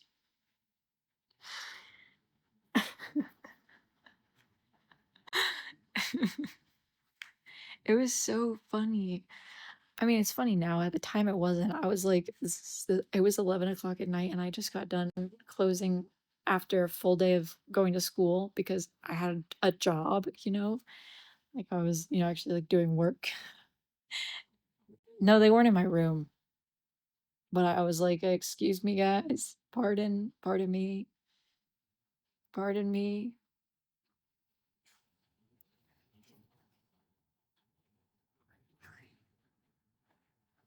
I just was, like, not in the mood, and this was, like, mind you, this is strike 3, so this is after the first 2 incidents. The 3rd one happens, and it's just like, "Alright." And then COVID hit, and, my roommate thought she had COVID, and then she was, like, still going out places. Like, this is, like, the very beginning, so we didn't know anything about it and all of that, and we were really trying to all be extra safe, and she thought that she had it. Or sorry, I think they go by they or he now. I'll go with they, but they said they thought that they had it, and they were still going out everywhere and, like, not being responsible. And I was like, I literally, like, up and left. And then there was another incident. There was another incident too. I got a cat somewhere between the 3rd and the 4th. I got Sable. That's when I adopted Sable. I was 19 years old, almost 20. Or maybe I was 20, almost 21. I adopted Sable, and they forced me to keep her in my tiny room, which is, like, the size of my laundry bin. Not my laundry bin, my laundry room, which I'll show you. Don't be weird if there's laundry. I'm depressed, okay? But it's clean laundry at least. Show you my laundry room. Yes. Ooh. Hold on. Okay. Well, we'll just here. At least we'll just put the clean clothes in the bin. Give me a second. Pardon me. Pardon me. There we go. Okay, now I'll show you all size of my laundry room. This is about the size of our bedrooms, okay? They're not very big. They're not very big. They were quite small bedrooms. Yeah, I know, but I don't need people screenshotting my underpants. And they wanted sable, and I know it's a very big laundry room for some reason. They dedicate a lot of room to that. But yeah, they've had Sable in there all the time. They didn't like it when she just free roamed, which I was like, when you agreed to let me get a cat, I thought that free roaming was cool. Whatevs. That was part of it. And then when Sable and I did leave, which she was only like that. That was only her situation for maybe 3 weeks, because I left very quick. Mango.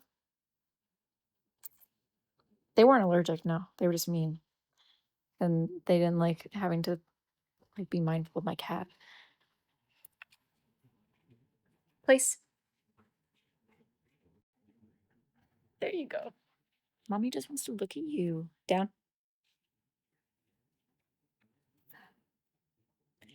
Um,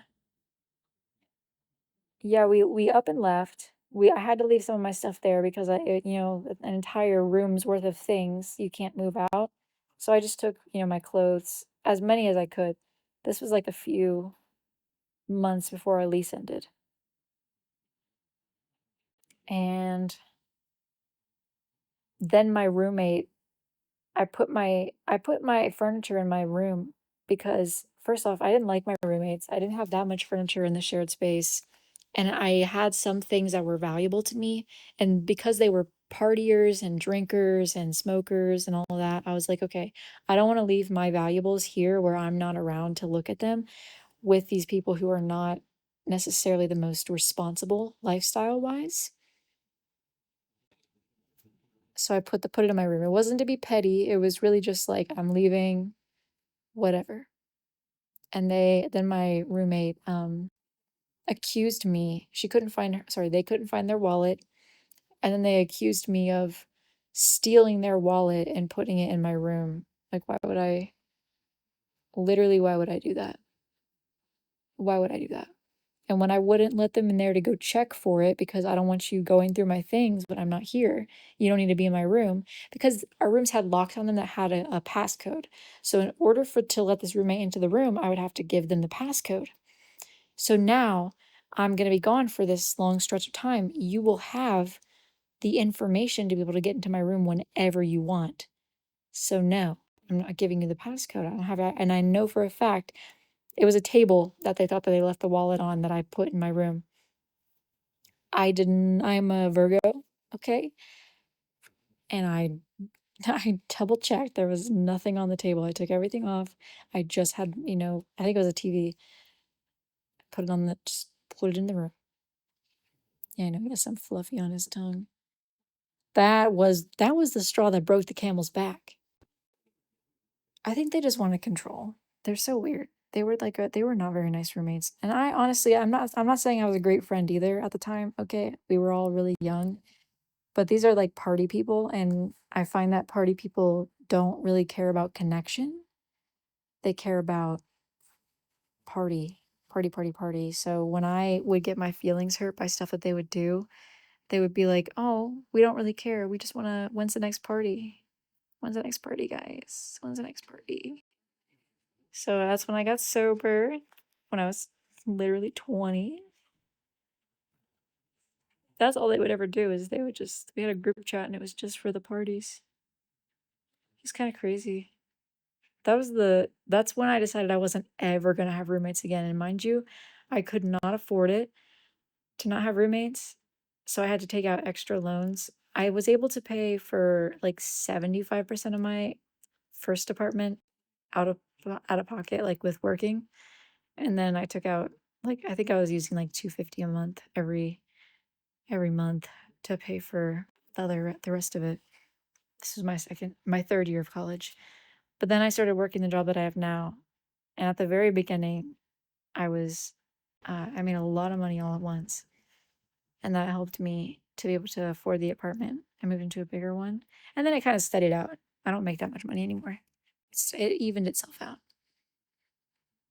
to like a regular. I heard you make 9 figures now. I don't even know how much money that is. I don't think I've ever made 9 figures. And then the rest of college, I was kind of a loner. I actually didn't go to my own graduation. Just because first off, graduations are boring. They're boring. Second off, I just didn't want to go. I didn't really care.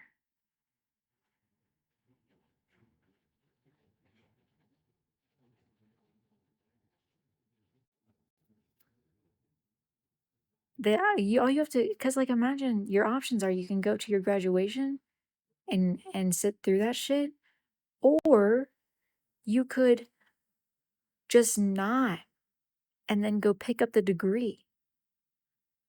No, I didn't even celebrate privately, really. I think I showed my parents my degree and then we just like it really didn't matter. It really wasn't a big deal. I don't use my degree yet. Someday I will, mind you. I actually didn't pay that much for my um degree. I had a scholarship and then also I went to UNC Asheville, which is how I ended up in Nashville. It's out of state, so it was a little bit more expensive, but between the scholarship and my parents were very gracious to pay for the first 2 years. They took out loans to pay for the first 2 years for all of us. So that was just the second 2 years. Tar Heels, no, it was the Bulldogs. We were the Bulldogs. No, I didn't get a theater degree. I have a psychology degree. To me, a psychology degree is like a general degree. You can use it for so much. You could further your education, go into teaching. You can use it to I feel like it just like looks good, you know? It's like, okay. People skills. I don't know. That was my thought.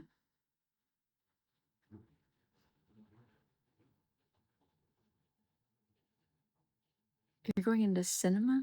I don't know anything about that. You were wrong. I can accept that.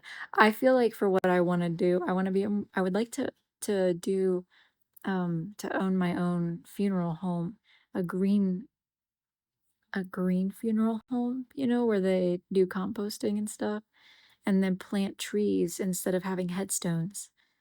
So that way, as the tree grows, time passes, and then offer services like preparing little picnics so you can eat under the tree that has your loved one's remains.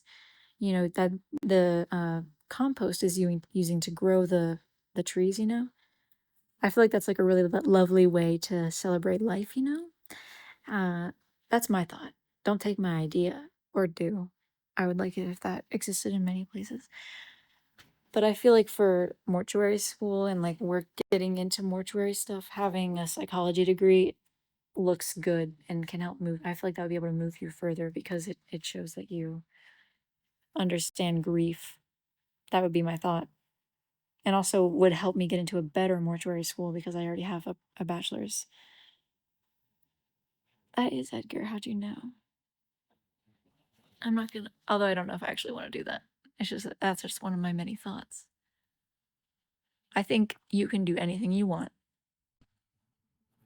I like I do agree that the awesome college degree is really losing its value. However, I like to believe that I can do whatever the hell I want. Come here, Eddie. Come to mommy. Come to mommy. I like to add to my lore, so I don't like to do the same thing twice. It's like right now I'm an artist. I'm an artist, and I always say I'm an artist, a business owner, and a comedian. Those are my three things that I say. But because creating content is like not even at the forefront of what I think I do, but I know that in a way I technically do. I'm a content creator in a way. I just don't really view that. It's never the priority for me. Come here. Yeah. But I don't like to do the same thing twice. I was a waiter, kind of. I was like a for hire waiter when I was 16. And then I quit that and I got into daycare. I was a summer camp counselor for 2 years. And then I quit that and became a barista. And then I quit that and became a I was working at a fabric store. Just add to the lore, you know? I like to, who's that girl from the Wizards of Waverly Place who always oh no, Rainy Rodriguez. She's always got a new job. I like to keep it fresh.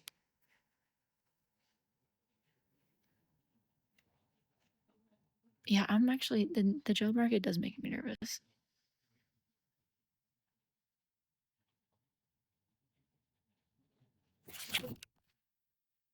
Maybe.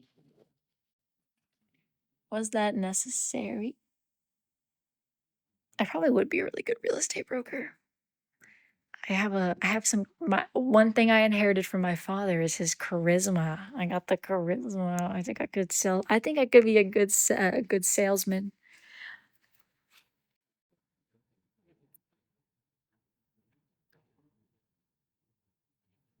You got your bachelor's in chemistry? You know, I used to know somebody in chemistry. Her name was Dr. something. You could be a chemistry teacher. No, I did acting when I went to a middle school of the arts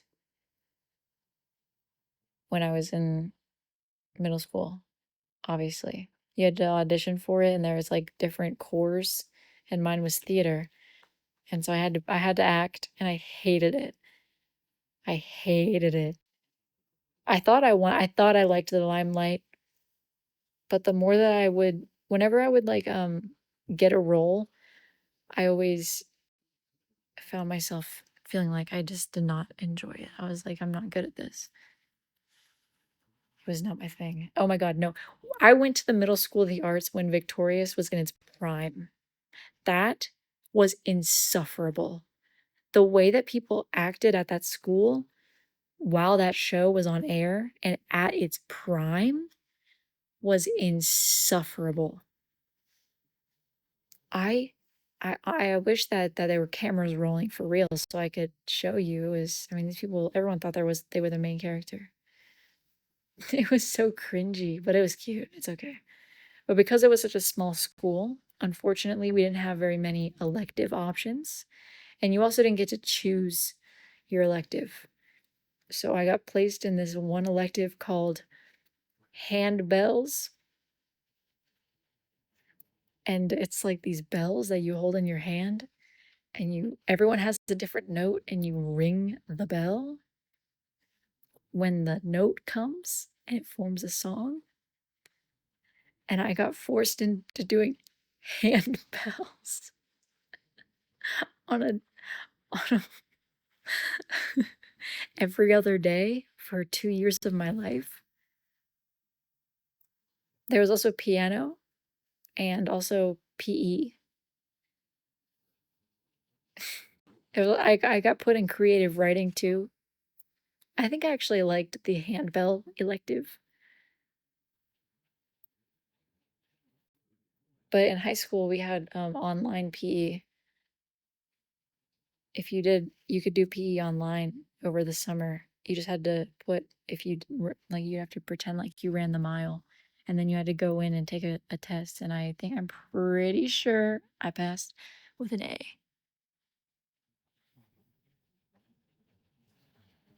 Yeah, but the online PE was really discriminatory because if you were like visibly overweight, you would not be allowed to take online PE, which is not cool.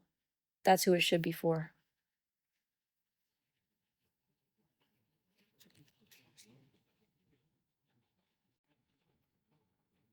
but I passed the test.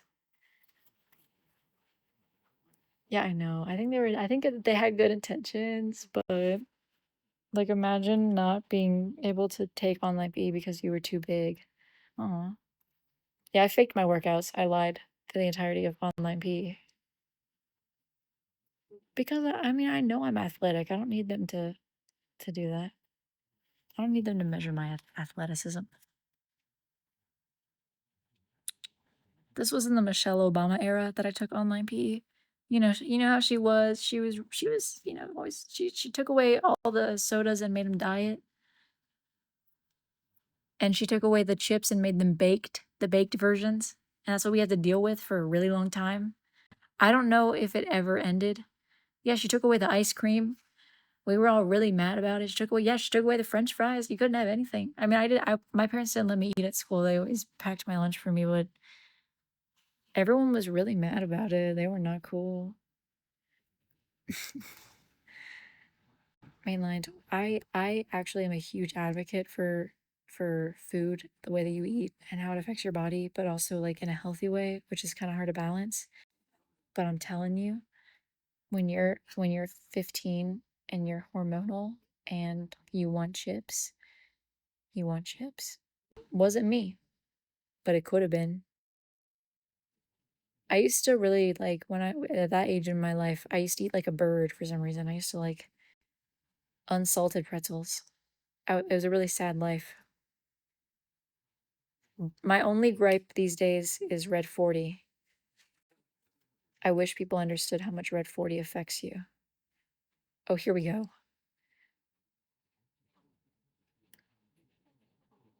And when you cut Red 40 out of your diet, it like really does affect your life. I cut it out and I felt so much better. I'll eat it in moderation. Obviously, it's in everything. So I'm just mindful of when I do it. It makes you so hyperactive. It makes your brain foggy.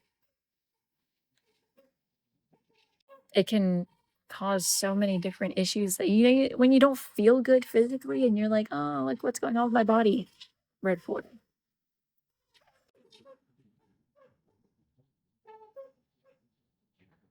Red 40 has like different chemicals in it that like they all have different effects on your body. It's really crazy. Are you gonna get it? He's never had Red 40? That's amazing. I would like to raise, well, I don't know if I would want to raise my children like 100% away from Red 40, but because like if somebody were to bring something into school or whatever, I wouldn't want to be like, oh no, you can't have that because there's Red 40 in it. But I think that I would want to have a lot of snack options at home that are not Red 40. If you never had it, you don't know what you're missing out on. I know I'm not gonna be there's balance. There's a balance between offering. It's like you wouldn't feed your dog things that are not good for your dog, so why would you do that to your kid? That's kind of my thought on it. Like you want to raise your dog to live as long as possible. I think it's nice to also want to raise your kid to live as long as possible and to be able to make choices to have a long life too. You have to care about your why do I care? Why would I care more about my cat's diet than my kid's diet? That's my thought on it. Whenever people tell me that they'd be missing out, I think that there are so many delicious foods that are good for you too. And you can have, junk food in moderation. Just having a good balance. Everything in balance in moderation. I gave him a marshmallow the other day. Speaking of which, I think I'm out of my s'mores phase. It was really short lived. And the reason it was short lived is because I put it away. I put it in the it was sitting on the counter, so I would just make one. I would make one every day. But then I put it away and now I don't need it anymore. So I don't think I actually wanted it. I think it was just because it was right there. No, Mango does not beg for people food. He accepts it, but he doesn't beg for it. My favorite people food to give him is actually on the counter. This is my favorite people food. I mean, it's not bad for him. It's just not. It's not for dogs. It's my pretzel rods. Food that we eat together. It's the one thing that he. This and popcorn. The skinny pop, the unsalted popcorn, with the sunflower oil instead of the whatever oil. He loves his pretzels.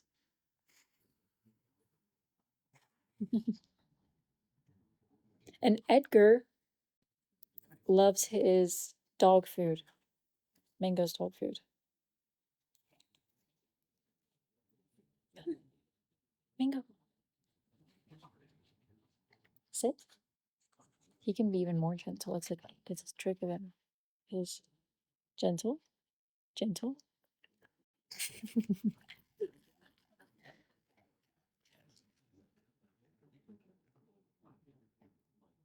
Gentle. Gentle. Good boy.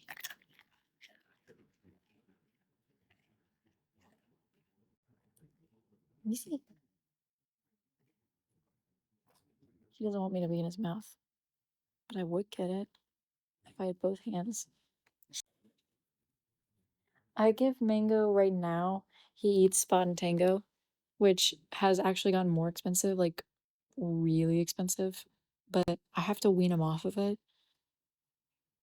He loves it though. It's really hard. It's really hard because he loves that food, but it's expensive. No, it's still in his little mouth. It's expensive, but he loves it and it's so good for him. So I'm not sure if I just want to like adjust the budget in other ways to be able to keep accommodating for it, or if I should wean him off of it onto something less expensive. But he loves that food. And he's had a noticeable difference. He's shinier, he's got more energy, he's happier. Yeah, anything that's good for your animals is always so expensive. But I think there's a middle ground. Like this is like I think it's it's freeze-dried food. It's not raw. I don't want to feed him raw. Every vet has told me not to feed my dog raw. Ugh, but this is it.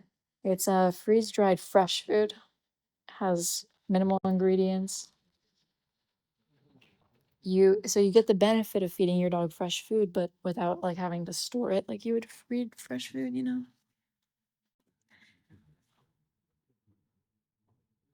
It's just it's not cheap. But also what I could do is do half and half. Like instead of they give me 2 monthly shipments and I could buy one a month. And then yes, my HOA knows about my pets. He's a service animal and then he is a registered emotional support animal. So between the two of them, we're all good. Also, as long as your pets combined don't weigh more than like I think it's 120 pounds, you're good. Half Spot and Tango, half like a nice kibble. So that way he's still getting the benefit without having to sacrifice his food. He loves that food. He doesn't really have a job. He's just an ESA, so that way I have to pay $15 a month. And he's a service animal, not for the fees, but if he it's a benefit, he would be I know, he won't let me get the fuzz. He would be $300 like deposit and then 15 a month, which is a crazy. No, the cats eat dental food. They they eat the science diet dental food because both of them have had tooth extractions. And that's what they recommended. And they like that. I farted and it whistled.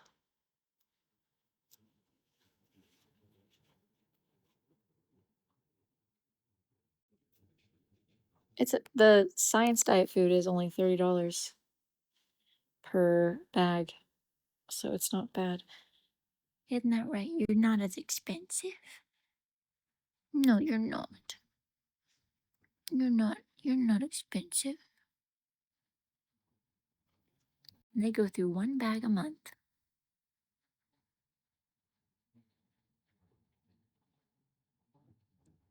Look at mommy with your wondering eye.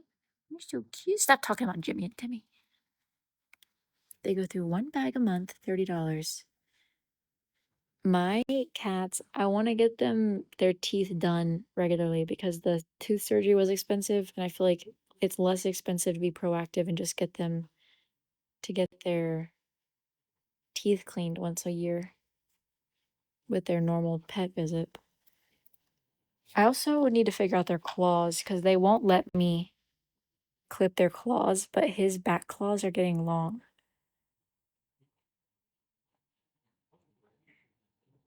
And I just know that it's probably not comfortable. So I want to talk to the vet about being willing to do their claws. It would make me feel better because I can't do it. Mango doesn't need his teeth cleaned yet. She always says every time she sees him, she goes, "Oh, new puppy teeth. Is he a year?" And I'm like, no, he's 2. He just gets a lot of bones. He'll let me do his feet when he's sleeping. Sometimes I can do like one toe at a time. But by the time I get to all 10 toes, because he has to be really relaxed to let me squeeze on the paw pad to be able to do it. Mind you, I'm doing this by myself. If there was someone else here with me, we could totally get the feet. We could totally get, because he handles himself so well. We could totally get his toes.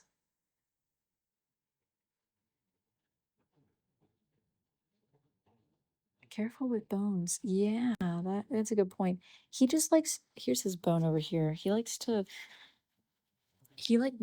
nibbles off the smoked part, and then that's it. He likes to nibble on the little pieces on the outside, and then once he gets it all off, he ignores it. But he likes those, yeah, he likes the big ones. He likes the big bones. Oh my gosh. Well, he only nibbles on the outside, so I have to get him a big bone. Aw. He doesn't have any hard toys. He only has, his hardest toy, I think, is the little soccer ball right here. He's got, but it's very soft. It's his half deflated soccer ball, but it's like made to be like that. This is his favorite toy. He loves that toy.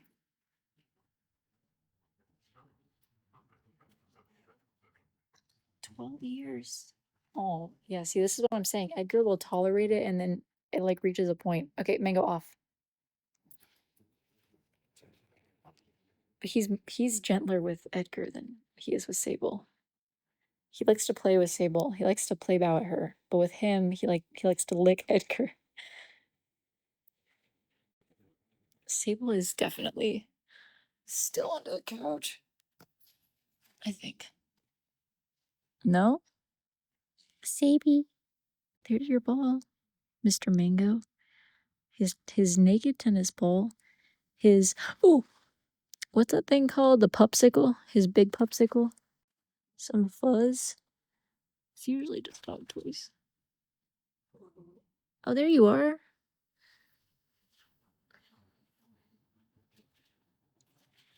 No, Sable is more friendly. Sable is the more outgoing one.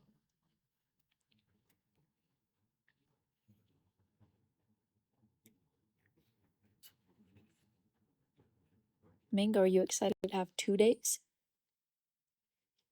You have International Mango Day today, and then you have your birthday tomorrow. Not tomorrow, August 9th. See, he gets worked up around her. He wants to play. Edgar has really sleek, shiny fur, and Sable has like thick fur. They're both short hair, but hers is just like thick and it's duller. And she's also smaller. She walks different. Like they just do different things. And I know, like, if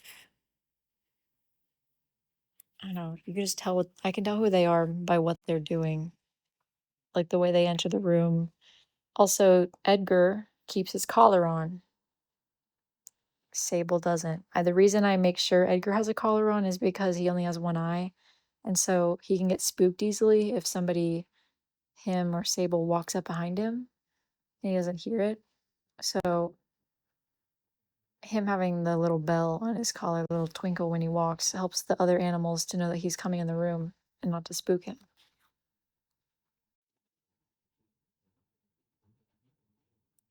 I know, I've never been able to wear a bracelet because I don't have much wrist. It runs in the family. We get it from my dad. We don't got much of going on in the wrist department. Mango's bandana, he got it from his groomer. I just haven't taken it off yet. I keep meaning to, I just don't. I keep forgetting. I didn't get my medicine today. I refilled it. I woke up and I didn't feel good because, like, obviously you're not gonna. Nothing feels good right now, and I was like, oh, crying. Oh, I have to do something hard. I have to call the pharmacy. So then I did at 8:30, and they didn't fill my prescription. So now I have to call them again tomorrow and make sure that everything was okay. But the benefit is tomorrow, if I still don't have my medicine, I will feel better because I'm not going to be withdrawing as hard from it.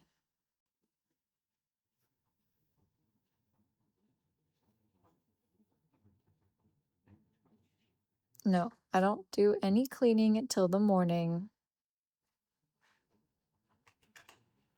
I do need an assistant. I need an assistant to prepare the rest of my taxes. I need an assistant to, because they're due by September. So I need to get them in early next month. I need an assistant to book an appointment with my with that guy, with that old man, to get the whatever, the 401k going, the I don't forget what it's called. Anything. I forget, it's 401k, Roth IRA, blah blah blah. Talk to him. Pretend like I know what he's saying long enough to be able to get the things figured out. Something about retirement. And then I also need um someone to fill out a form with one of my banks. And I need someone to switch over everything to my bank business card that I just keep refusing to do for some reason. And I also need somebody to answer all the messages on my Etsy. And I need somebody to answer all the messages on my Instagram. And I need somebody to post all the content and decide what can be posted and what can't. I need somebody to mail out the videos. I need somebody to pack the orders. I need somebody to clean the house. And I need somebody to do the laundry. And I need somebody to clean my car. My car is actually pretty clean. And I need somebody to pick out what doormat to put out because I haven't had a doormat for. You can do some of that yourself. Shut up.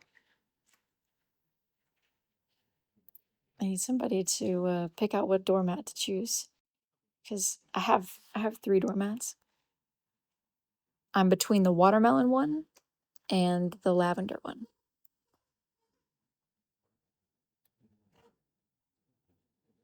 But it has to be completely for free because I can't. If an employee would complicate my taxes. So, but the employee is going to be me. I'm going to be the one who does it. Well, the lavender one I can use in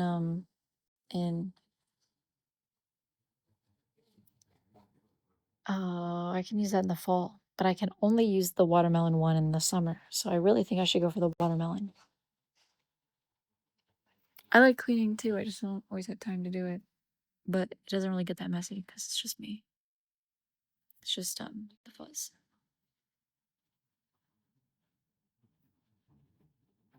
I like to think that my doormats make my neighbors happy, so I like to choose the ones that that make them happy. But my neighbor doesn't like me, the one across from me. At least I think he doesn't.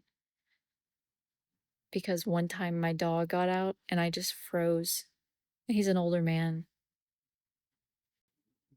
and he was like sniffing my neighbor, and for some reason I didn't think to call him and go back and like go get him. So he like almost basically went into his house. And now every time that I open my front door and he has his front door open, he closes it and goes back inside until we come out. But it's like, no, sir, he's on a leash. I promise. He's a good boy. This happened months ago. Forgive and forget.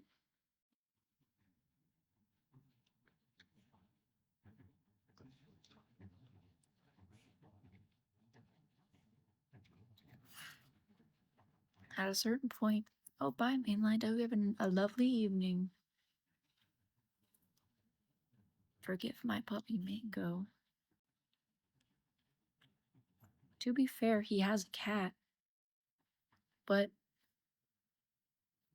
he seems to really have been holding. He seems to be holding on to this.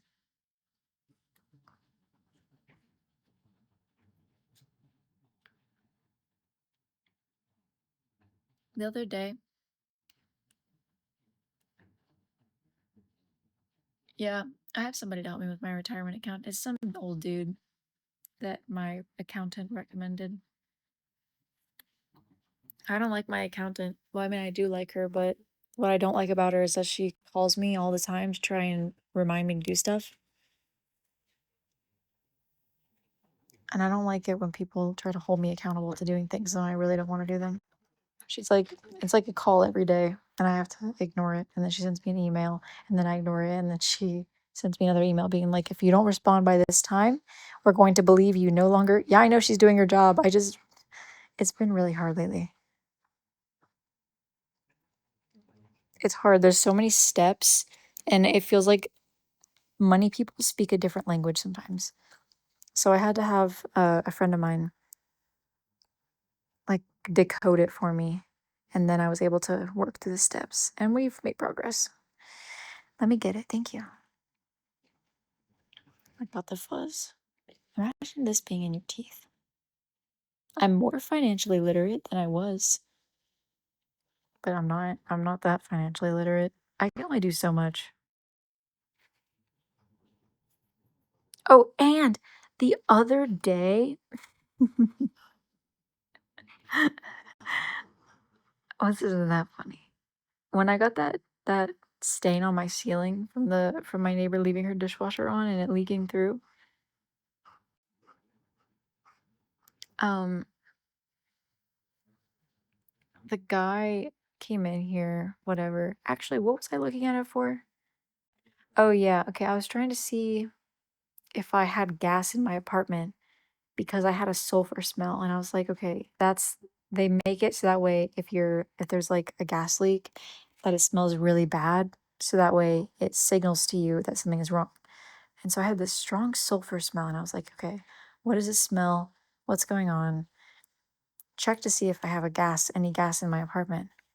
And I did that by checking my bills. And I remembered that I always get this bill in my email from my apartment for something, and I always ignore it because I thought it was just like something that they were like, "Hey, we're charging you this." Turns out that it's actually the people who have been calling me for 2 years straight because I haven't been paying the bill. So I owed like $300 in water bill. We had water bills or something like that. It was like water. Pretty sure it was water. I had like $300 like this is 2 years worth of water bills. No, it was fine. I think it barely affected my credit score because it was such a small debt. But I kept getting these notices and I was like, what is this? What debt do I owe? It felt like, I was like, and I probably should have cared more, but it was from some dumbass. Like, I was just like, what is this in my inbox every month? They're not gonna die over $300. And I need my water. If I had known, I would have paid it. I just didn't know.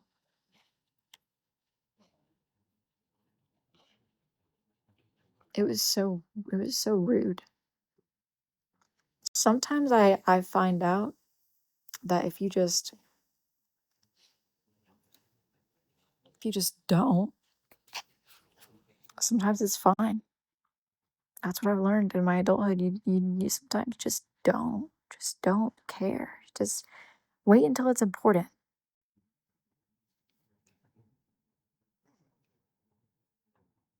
No, that's probably not good advice.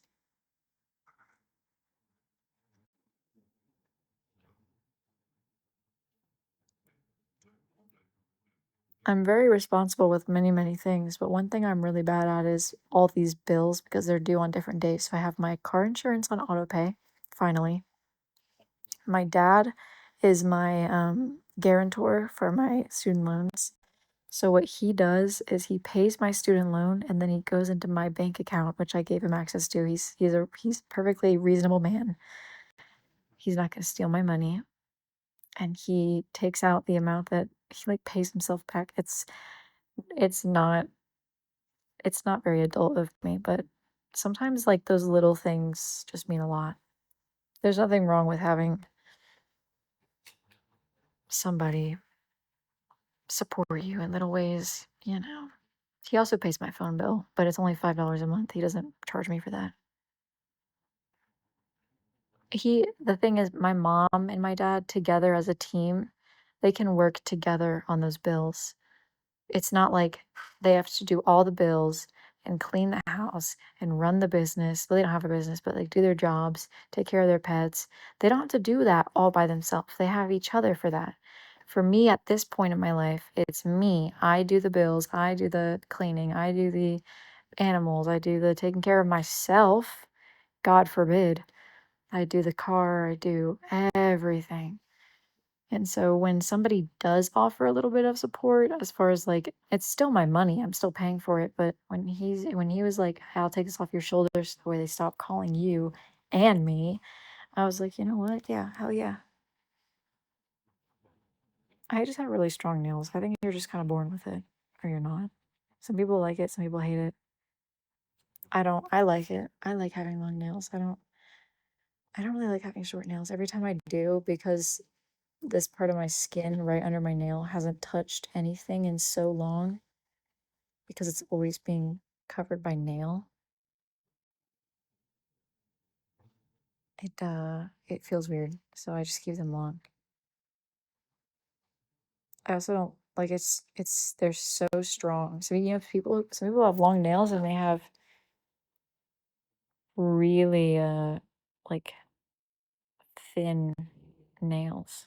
But mine are very strong. I have fortuitous nails. Sometimes they break. I'm surprised they're as strong as they are because I forget to eat all the time. So I'm definitely not getting enough protein. Definitely not getting enough anything ever. Iron.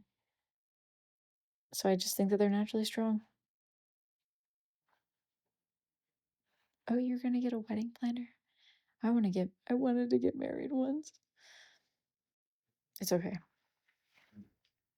Marriage isn't off the table until I decide it's off the table.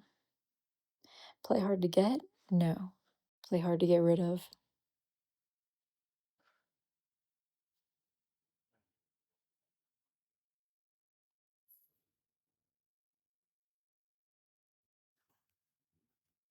That's my baby boo boo bear. Imagine having a hard time getting rid of me. That's what I keep telling myself. At least I'm a nice person. Imagine having to get me off your back. No, I'm not clingy. I'm not being clingy.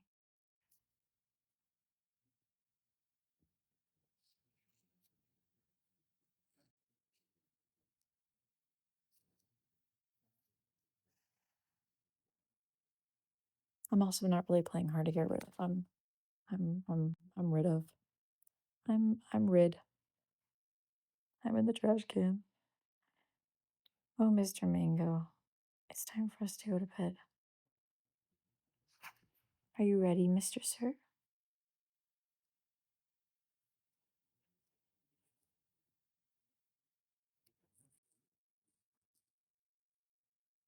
No, Lewis, I'm not going to bed with you. Oh, he's sleeping. Fine. Don't ghost people, that's mean. Unless they're like really mean. In which case, go ahead. People are not disposable. Relationships are built. Anyways, I have to go.